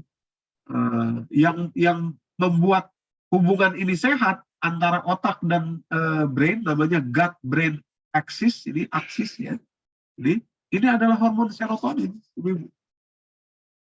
hormon serotonin tadi ya, hormon serotonin. Jadi wabil khusus kepada sholat zuhur dan sholat asar, di situ sangat berarti hormon serotonin. Kalau oksitosin tadi kepada sholat subuh, maghrib dan isya. Tapi tentu saja semuanya berlaku ya, berarti semua kepada 5 sholat tadi itu. Ibu. Baik, saya pikir ini saja mungkin yang bisa saya sampaikan. Ini yang ini nggak usah, ini terlalu ribet ya. Ini nggak, nanti kalau intinya adalah saya kembali sedikit ya menjelaskan di sini bahwa dalam tubuh kita ada jam di dalam suprakiasmatik kita ya, SCN tadi, chronobiologi ya, jamnya itu menyesuaikan atau mensinkronkan SCN di dalam tubuh kita, mensinkronkan dengan jam atau maukut ya yang dari luar, yaitu matahari, bulan, dan waktu fajar. Nah, 3 yang disebut Allah itu disinkronkan dengan jam yang ada di dalam kepala kita, dalam diri kita. Itulah sholat. Dampaknya luar biasa. Kalau tidak kita lakukan, kalau tidak kita jaga, sel-sel di dalam tubuh kita rusak, berujung kepada kanker. Demikian pula tadi peredaran darah dalam tubuh kita, kekurangan hormonnya dan lain sebagainya. Rusak tubuh ini dan juga rusak ruhnya. Karena hubungannya tadi kita itu kepada 2, yaitu tubuh dan ruh kita. Ibu-ibu yang dirahmati Allah.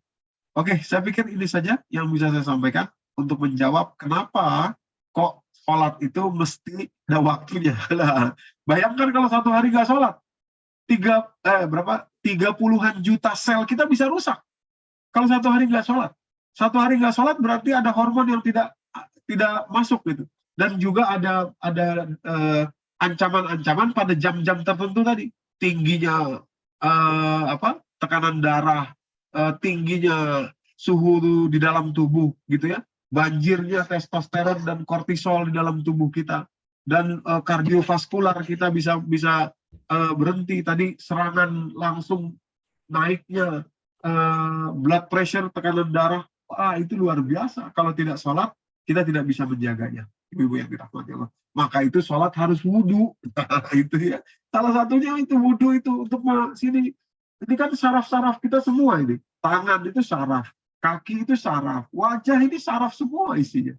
Nah, kemudian kita ruku, sujud secara fisik dan secara internal kita khusyuk tadi, merasa gembira, maka semuanya itu akan menghasilkan hormon kembalinya untuk kesehatan kita. Saya merenungi ini, Masya Allah. Allah tuh baik banget sama kita. Dulu saya pikir sholat itu untuk Allah gitu loh. Oh, ini mintanya Allah, ini ya Allah saya persembahkan sholat saya. Tidak, untuk kita. Untuk kita, Bapak Ibu. Ya, jadi betul-betul Allah tuh nggak minta apa-apa dari kita. Allah itu. Sholat dipanggil hayya 'alal falah, ayo kita menuju kepada kesuksesan. Maksudnya ini tadi kesuksesan siapa? Ya kesuksesan kamu sendiri, Doni. Ya, kata Allah gitu. Bukan buat saya, buat kamu sendiri. Dari sinilah mudah-mudahan kita bisa lebih memahaminya apa yang dimaksud hayya 'alal falah tadi. Wallahu a'lam bishawab. Saya kembalikan kepada Bu Susi. Billahi taufiq wal hidayah. Assalamualaikum warahmatullahi wabarakatuh. Waalaikumsalam warahmatullahi wabarakatuh. Alhamdulillahirabbil alamin.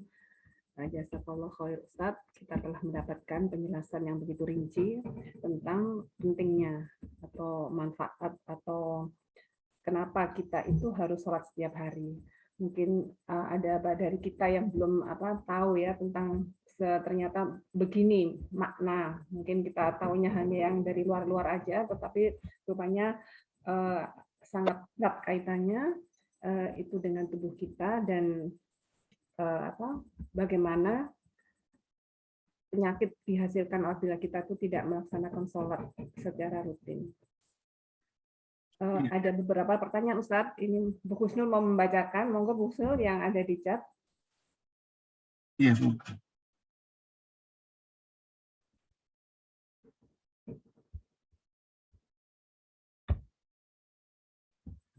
Ya, Saya bacakan. dari Pak Bambang Supriyadi ini ya. Ya.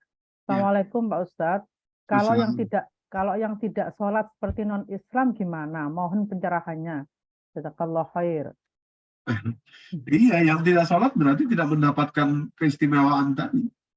Jadi makanya sebetulnya kalau orang Islam sholatnya benar, itu dia sehat, Ibu. Ya, kemarin itu saya tampilkan di kajian MMQ itu peringkat kanker seluruh dunia. Ada 5 negara terbesar penderita kanker terbanyak seluruh dunia. Pertama Australia, kedua Selandia Baru, yang ketiga Amerika, yang keempat Hungaria. Ibu-ibu yang dirahmati Allah Bapak sekalian. Yang kelima kalau nggak salah Kanada atau apa ya. Nah, Arab Saudi urutan berapa? 100 sekian, 170 sekian. Arab Saudi itu. Indonesia masih lebih tinggi. Jadi dugaan saya, hipotesis saya salah satunya adalah karena sholat. Karena sholat yang dijaga. Jadi makan ya itu betul juga akan mengakibatkan tadi kanker yang sifatnya biologis ya, akan tetapi yang sifatnya hormonal ya itu sangat tergantung sekali kepada kebiasaan kita yang seperti ini. Ya, jadi kalau orang yang tidak sholat tentu saja dia akan lebih mudah terpapar kerusakan dalam fisiknya. Demikian kira-kira. Ya. Apa chat dulu Mbak Susi? Didahulukan, boleh? Ini jamnya udah dari tadi tanyanya ini. Gimana Ustaz? Iya silakan. Ya. Ini dari siapa ya ini menanyakan Mbak Mary ya. Ustadz, apa nyawa itu roh? Mohon penjelasan kaitan antara khusyuk, ikhlas dan lillahi ta'ala. Oh ya. Pertama, nyawa itu kan bahasanya kita. Bahasa Indonesia. Bahasa Arabnya ya ruh kita itu. Nanti kalau mati ruhnya, kita mati, jiwa kita merasa mati.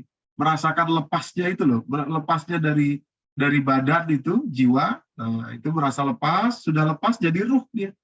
Kembali ke ruh, menjadi ruh. Ruh itu adalah dari sisi Allah, kembali ke sisi Allah. Badannya tinggal di bumi. Ya, jadi nyawa itu sebetulnya adalah bahasa Indonesianya saja. Kemudian apa bedanya khusyuk, ikhlas? Kalau khusyuk itu tadi sifatnya tadarru itu apa ya? Tunduk, ya tunduk. Kalau ikhlas itu lebih besar lagi. Ikhlas itu diambil dari kata kholas. Kholas itu sudah. Jadi sudah itu gini. Tidak mengharapkan apa-apa lagi kecuali hanya kepada Allah. Sudah selesai gitu. Nah, ikhlas itu bisa dalam segala hal gitu. Tapi kalau khusyuk dalam Al-Quran itu dinisbatkan kepada 2, yaitu kepada sholat dan kepada Al-Quran.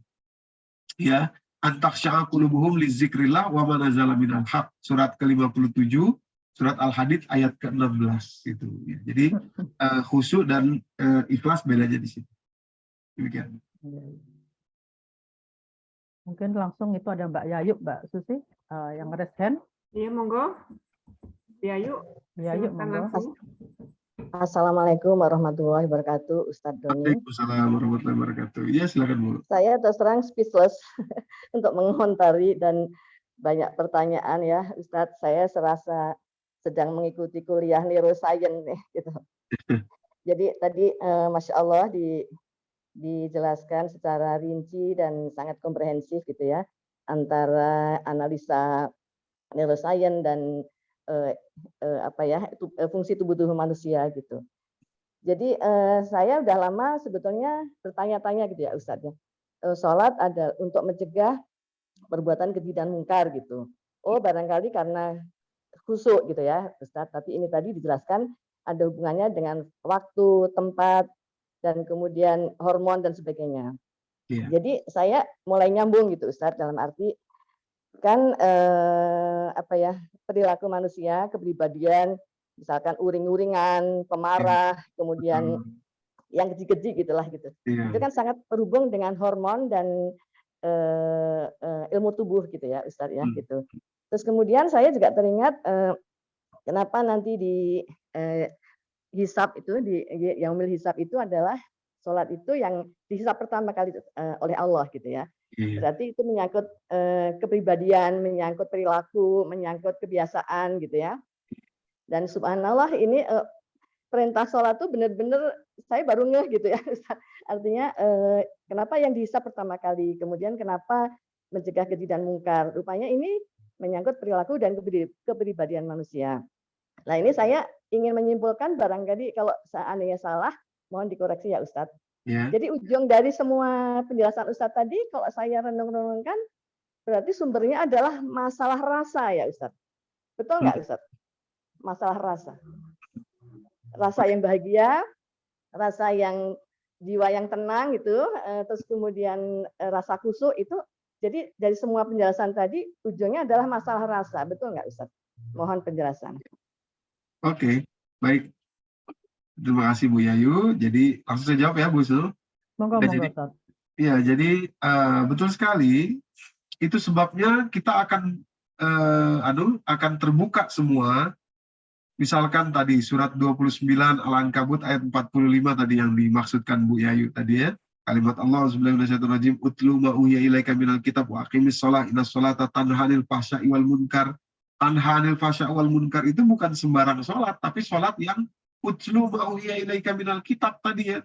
Menjaga waktunya, menjaga kehusuannya, itu baru bisa. Karena apa? Akan menghasilkan hormon kebahagiaan tadi, akan menekan juga tadi resiko-resiko kerusakan baik dalam tekanan darah maupun dalam lain sebagainya gitu ya, kelebihan kortisol ya, itu kan hormon stres itu, kelebihan kortisol itu ya. Kalau nggak sholat zuhur kelebihan kortisolnya bablas, waduh itu luar biasa, orang bisa skizofrenia ya karena kelebihan kortisol itu, halusinasi, bisa membunuh orang gitu, bisa jadi psikopat dan lain sebagainya. Jadi secara fisik maksudnya begitu. Nah, kemudian pertanyaan Bu Yani tadi, apakah ini ujungnya adalah mengenai rasa? Jadi betul sekali, ini adalah ketersambungan. Sholat itu kan sendiri adalah ketersambungan. Tapi bukan hanya rasa, karena rasa itu ketersambungan kepada ruh kan. Tadi ada dua kan ketersambungan kita. Demikian pula satu lagi ketersambungan kepada fisik kita. Badan ini, badaniyah ini. Karena badan ini, kalau umpamanya tersambung hanya kepada rasa saja, rasa itu dalam arti saya mau mengatakan berarti ruhnya gitu ya. Wah, ruhnya pokoknya tenang, khusyuk, tapi tidak dilakukan sholatnya umpamanya, tidak ditumakninah gitu ya, fisiknya tidak digerakkan, tidak diikuti, tidak dihayati fisiknya, maka nanti akan berdampak juga. Misalkan saya pokoknya sholatnya khusyuk kok Ustadz, tapi saya sholatnya di akhir waktu saja. Akhir waktu, ya nggak dapat tadi daily regime-nya nggak dapat tadi, karena itu berdasarkan fisik kan. Jadi kalau kita jaga sholat awal waktu terus, daily regime itu, maka serotonin kita mengalir. Jadi ada reward juga yang berkaitan dengan fisik. Nah, jadi dua ini tidak bisa dihilangkan, ya. Sambungan atau hubungan atau ikatan dengan rasa, ya ini ruh, dan ikatan dengan fisik kita. Dua itu. Demikian kira-kira Bu Yayu dan ya. lanjut Mungkin ada pertanyaan chat lagi? ini Ustaz. Ya, chat Mbak Yuli, Mbak Susi. Monggo, silakan Bu. Oke. Ustadz mohon dari Bu Rahmawati ini ya. Ustadz mohon penjelasan hubungan dua hormon tadi dihubungkan dengan sholat tahajud dan sholat duha, Ustadz. Oh, oke. Jadi kalau sholat tahajud, ya sholat tahajud itu khusus karena wa minal laili fatahajjad bihi nafilah. Nafilah itu menambah ya. Coba kita kembali sebentar ya. Ibu-ibu ke dalam PowerPoint-nya nih, saya tunjukkan lagi mana tadi. Nafilah itu tambahan bagi kamu. Tambahan yang dimaksud tentu saja tambahan dari waktu yang tadi kita jelaskan. Ya, di tengah malam itu nanti ada temperatur tubuh kita sedang rendah-rendahnya. Sampai dengan waktu sahur. Waktu sahur sekitar kira-kira 30 menit atau 40 menit sebelum azan subuh ya. Nah, di situ hormon melatonin ini sedang disekresikan oleh tubuh kita mulai dari jam 21 sampai nanti jam sekitar 7, jam 7. Nah, sekresi atau disuntikkan atau mengalirnya hormon melatonin tadi kalau kita terjaga dan kemudian kita fokus menghadirkan rasa kembali kepada Allah tadi, rasa khusyuk tadi ya, maka hormon melatonin ini akan lebih mudah untuk dialirkan kepada organ dalam tubuh kita. Ya. Jadi melatonin itu kan hormon itu kan neurotransmitter ya istilahnya ya, ibu-ibu. Neurotransmitter itu semacam sinyal yang dibutuhkan oleh reseptornya. Reseptornya itu penerimanya itu ada di organ-organ tubuh kita, gitu ya.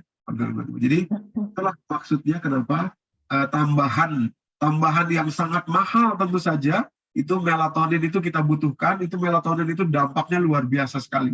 Ini disebut hormon sakti melatonin ini, ibu ya.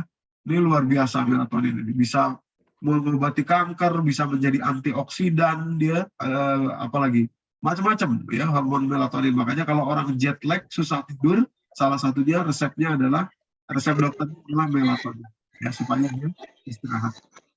Mungkin itu tambahannya. Kalau sholat duha tadi adalah ketika kita kira-kira di jam 9 ya, jam 9 atau mulai dari selepas syuruk berarti ya, kira-kira jam 7-an setelah melatonin, sekresi melatonin selesai sekitar jam 7.30, jam 7 lah kira-kira, berarti ini waktu syuruk selesai di sini.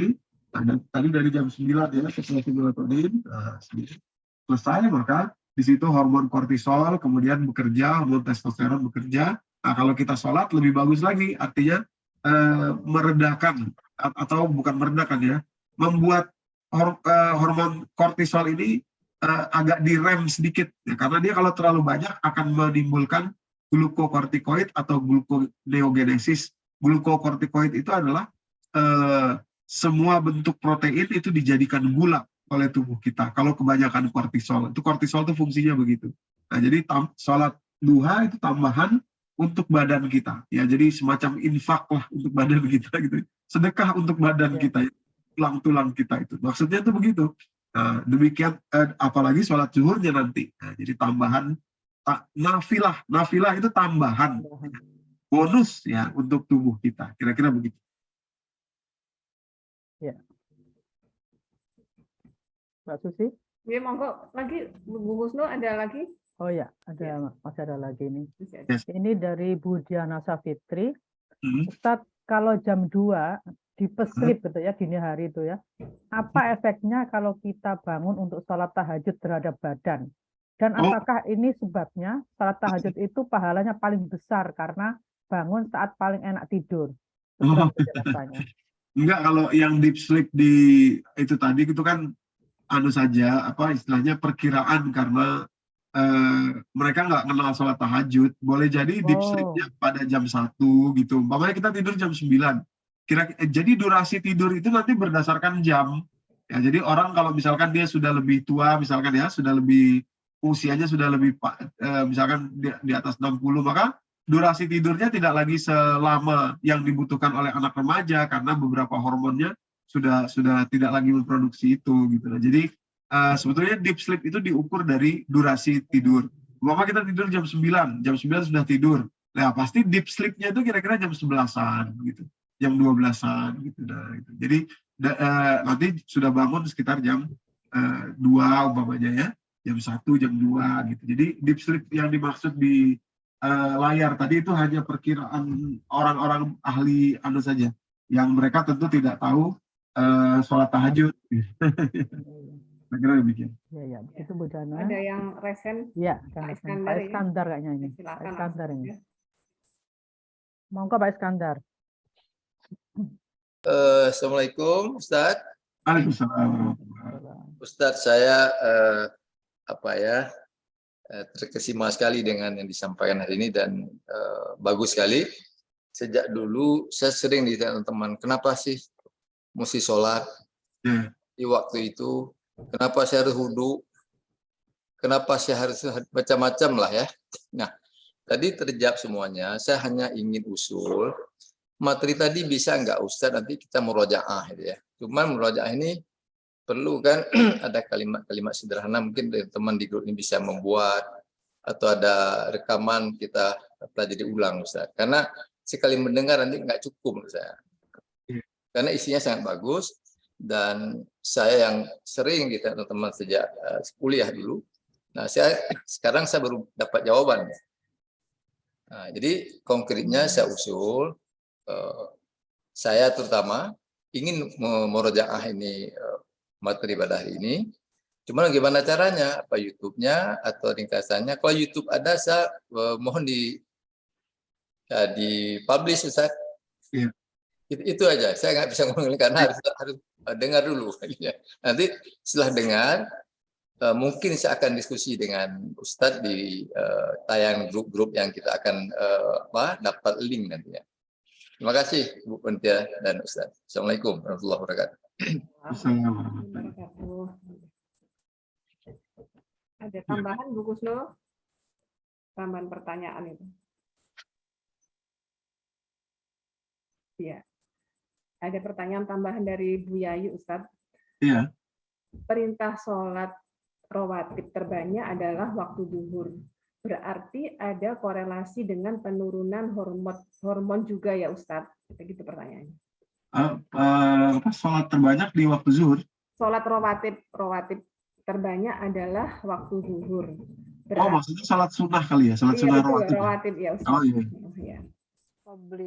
Iya, sholat sunnah rawatib terbanyak di qobliyah dan ba'diyah zuhur ya.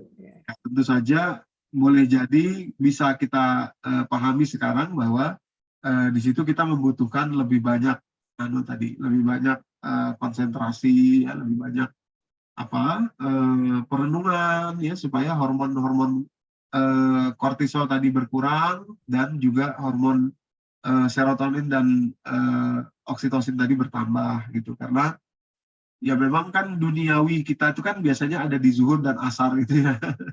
Zuhur dan asar kita mungkin bekerja gitu, ketemu orang, ketemu ini, ketemu itu gitu ya. Sehingga hormon kortisol tadi sangat hormon kortisol itu kan bisa bikin kita stres dia. Jadi dampaknya sangat langsung itu pada saat itu ya. Jadi kita bisa pahami salah satunya halnya kepada dampaknya begitu kira-kira. Betul Bu. Ya. Baik Ustaz. Ada pertanyaan yang Bu Nuraini, silahkan yang resen, monggo langsung aja Bu. Ya. Baik Ustadz dan ibu-ibu yang lain. Assalamualaikum warahmatullahi wabarakatuh. Waalaikumsalam. Ustadz, saya itu susah tidur awal malam ya. Ini mengenai tidur malam. Kalau saya tidur jam 9, itu jam 12 atau setengah 12 saya terbangun lagi. Jadi makanya saya berusaha tidur itu malam, paling tidak jam 11, jam 10 ke atas saya baru bisa tidur. Ya, nah, nanti saya bangun, 9? Saya pakai alarm itu jam 3, tapi kadang kedip-kedip setengah 4 baru saya turun gitu. Ya, berarti siklus tidurnya sama ya. Kalau Ibu tidur umpama jam 9, jam 11 bangun, berarti kira-kira 3 jam Ibu tidur ya? Iya. Berarti kalau Ibu tidur jam 11, kira-kira 3 jam juga bangunnya? Ya, sekitar jam 3 memang biasanya tuh saya terbangun, tapi kadang-kadang agak malas-malas jadi setengah 4, kecuali kalau saya mau sholat, kecuali saya mau sahur, memang saya harus segera bangun. Tapi kalau saya nggak sahur, setengah 4 saya baru turun gitu. Ya, ya. Kalau Ibu tidur siang nggak? Tidur siang kadang-kadang iya, kadang-kadang enggak. Oh, tapi nggak selalu ya? Ada. Biasanya tuh sekitar jam, nah ini sebentar lagi nih biasanya. Iya. Habis sholat itu ya, habis sholat duha itu kalau atau setelah habis sholat duhur saya baru tidur. Iya, oke. Gimana itu? Memang ritmenya seperti itu mungkin ya. Iya, jadi itu namanya circadian rhythm atau ritme circadian Ibu terbentuk seperti itu. Tapi bisa diubah, Bu. Bisa diubah. Cara mengubahnya pertama, di siang hari Ibu jangan tidur sama sekali. Terus yang kedua, banyak terpapar matahari. Jadi maksud saya di luar itu kalau di dalam itu mataharinya cuma ngelongok aja gitu. Di luar tuh kena panas maksudnya, kena ini kepalanya, terus tadi ya terutama suprachiasmatiknya tadi itu. Tentu saja bukan tengah hari, tapi misalkan di waktu duha gitu, pokoknya banyak sambil jemur pakaian gitu ya. Tapi kalau sinar matahari secukup, cuma kalau saya siang mamanya saya capek nggak tidur, habis maghrib tuh jadi pengen tidur. Nah itu dia, jadi nanti habis maghrib ditahan dulu sampai setelah isya ibu makan ya, setelah isya makan, setelah itu langsung tidur gitu. Nah ritme itu kalau dipertahankan nanti bisa menjadi ritme yang tetap, mengganti ritme yang sudah ada sekarang. Gitu. Ya. Kalau ritme yang sudah ada sekarang agak dikhawatirkan, soalnya tidur Ibu hanya kira-kira 3 jam saja, itu bisa berbahaya, berbahaya sih enggak, tapi agak kurang gitu untuk usia Ibu yang usia berapa Ibu sekarang? Sekarang mendekati 66. Iya, kira-kira 4-5 jam lah, tambahan sedikit lah, walaupun tidak sampai 7-8 jam, tapi kira-kira tambah sedikit. Kalau ngomong saya udah kayak dokter aja nih ya. Baik, terima kasih Ustadz. Baik, terima kasih. Alhamdulillah, ada lagi? Ada yang masih di chat ini Mbak Susi. Oh ya, monggo silakan Bu. Ya, ini dari Bu Ina ya. Assalamualaikum Ustadz. Maaf jika sudah dijelaskan, mohon sedikit dijelaskan, apakah ada pengaruh keseimbangan hormon jika kita sholat di awal waktu setelah adzan dibanding sholat fardu jauh dari waktu atau di akhir waktu? Iya, terima kasih Bu. Tentu saja ada bedanya tadi ya, karena daily regime tadi ya, di hormon oksitosin tadi. Jadi ketika kita sholat di awal waktu, apalagi kalau kita sholat berjamaah, tentu saja bagi bapak-bapak, misalkan ketemu orang sama-sama, misalkan keluar rumah, di sholat zuhur umpamanya, kan keluar rumah itu.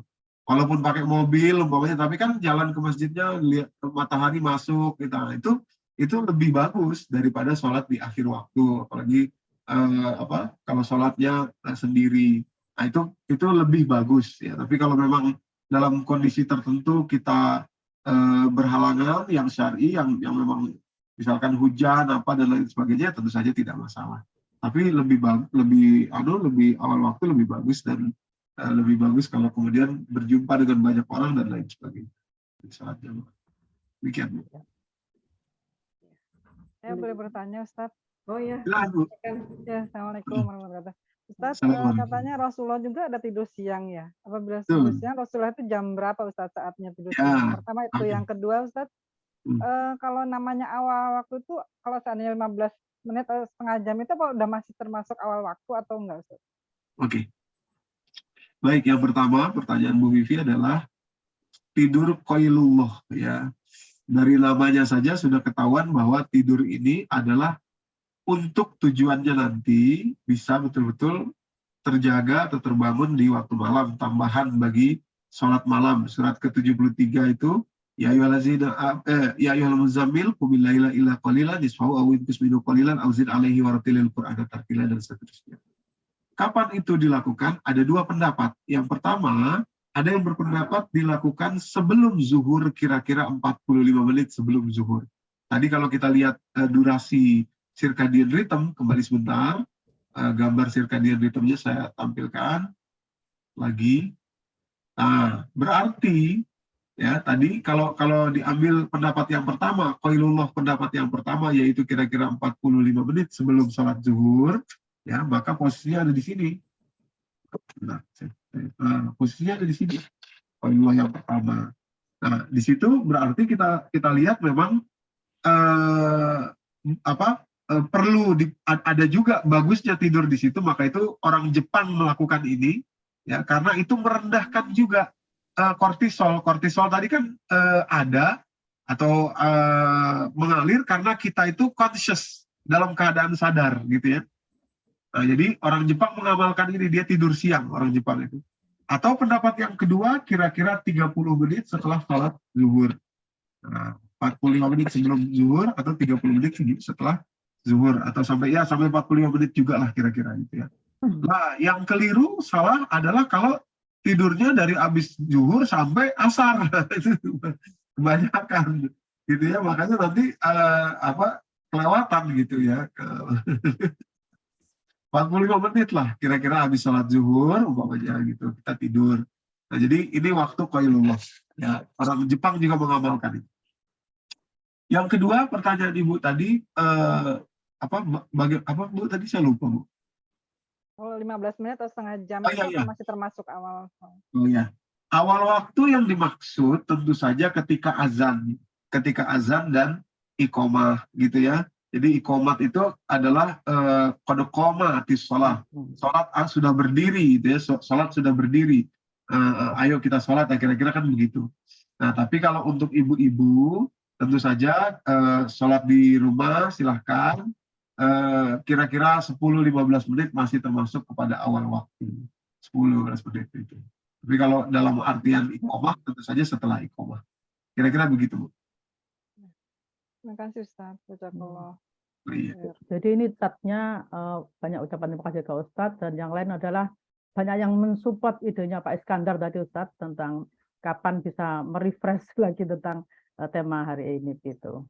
Oh iya, baik, insya Allah. Ustadz, saya boleh merecek sedikit ya tentang maukut tadi. Kalau saya mendefinisikan yaitu waktu yang disinkronkan dengan matahari dan bulan dimanapun kita berada, yang menjadi acuan waktu sholat kita, gitu, betul begitu? Iya, betul. Tambahan lagi adanya di dalam kelenjar hipotalamus kita, di dalam tubuh kita masing-masing gitu. Jadi namanya kronobiologi, jam di dalam biologis kita atau di dalam tubuh. Baik. Silakan Mbak Susi. Karena waktu sudah menunjukkan jam 11, sebelum tadi akhiri, mohon kita memimpin doa, Ustaz. Ya. Terima kasih Bapak Ibu semua yang dirahmati Allah. Mudah-mudahan kita semakin mencintai ya salat kita, demikian pula menghargai betapa pemberian Allah ini luar biasa kepada kita. Bukan untuk Allah, sama sekali tidak ada urusannya Allah itu. Bukan untuk Allah, buat kita sepenuhnya lah. Kita jelaskan ini juga kepada anak cucu keturunan kita supaya mereka sholat dengan butuh. Itu ya. Sholat itu kebutuhan, bukan kewajiban saja. Kebutuhan tubuh kita, kebutuhan ruh kita tadi. Kalau tidak dilakukan, kanker ujungnya tubuh ini atau penyakit-penyakit yang lainnya. Kalau tidak dilakukan, jiwa kita jadi merana, jadi stres gitu ya, tidak bahagia, kebanyakan kortisol, akhirnya ujung-ujungnya melakukan perbuatan yang keji dan munkar. Sama-sama kita tutup dengan berdoa. Astagfirullahaladzim, astagfirullahaladzim, astagfirullahaladzim. Auzubillahiminasyaitonirrajim. Bismillahirrahmanirrahim. Alhamdulillahirabbil alamin. Hamdan syakirin, hamdan na'imin, hamdan yu'afi ni'mahu wa yukafi'u mazidah. Ya Rabbana lakal hamdu wa lakal syukru kama yanbaghi li jalali wajhikal karim wa li azimi sultanik. Subhanaka la nahsi sana'an 'alaika anta kama asnaita 'ala nafsik. Walakal hamdu ya Allah hatta tarda. Walakal hamdu idza radit, walakal hamdu ba'da ridha. Allahumma arhamna bil Qur'an waj'alhu lana imaman wa nuran wa hudan wa rahmah. Allahumma zakkirna minhu ma nasina wa 'allimna minhu ma jahilna warzuqna tilawatahu ana al-laili wa atrafan nahar waj'alhu lana hujjatan ya rabbal alamin. Allahumma innaka ta'lam anna hadhihi al-qulub qad ijtama'at ala mahabbatik wa ta'atik wa tawahadat ala da'watik wa ta'ahadat ala nusrati syari'atik. Allahumma rabitataha وأدم ودها واهدها سبلها واملأها بنورك الذي لا يخبو واشرح صدورها بفيض الإيمان بك وجميل التوكل عليك وأحييها بمعرفتك وأمتها على شهادة في سبيلك إنك نعم المولى ونعم النصير. ربنا آتنا في الدنيا حسنة وفي الآخرة حسنة وقنا عذاب النار بفضلك سبحان ربك رب العزة عما يصفون والسلام على المرسلين والحمد لله رب العالمين. Alhamdulillah, kami ucapkan jazakallahu khair kepada Ustaz Doni atas kehadiran dan ilmu yang telah dibagikan kepada kita semua, juga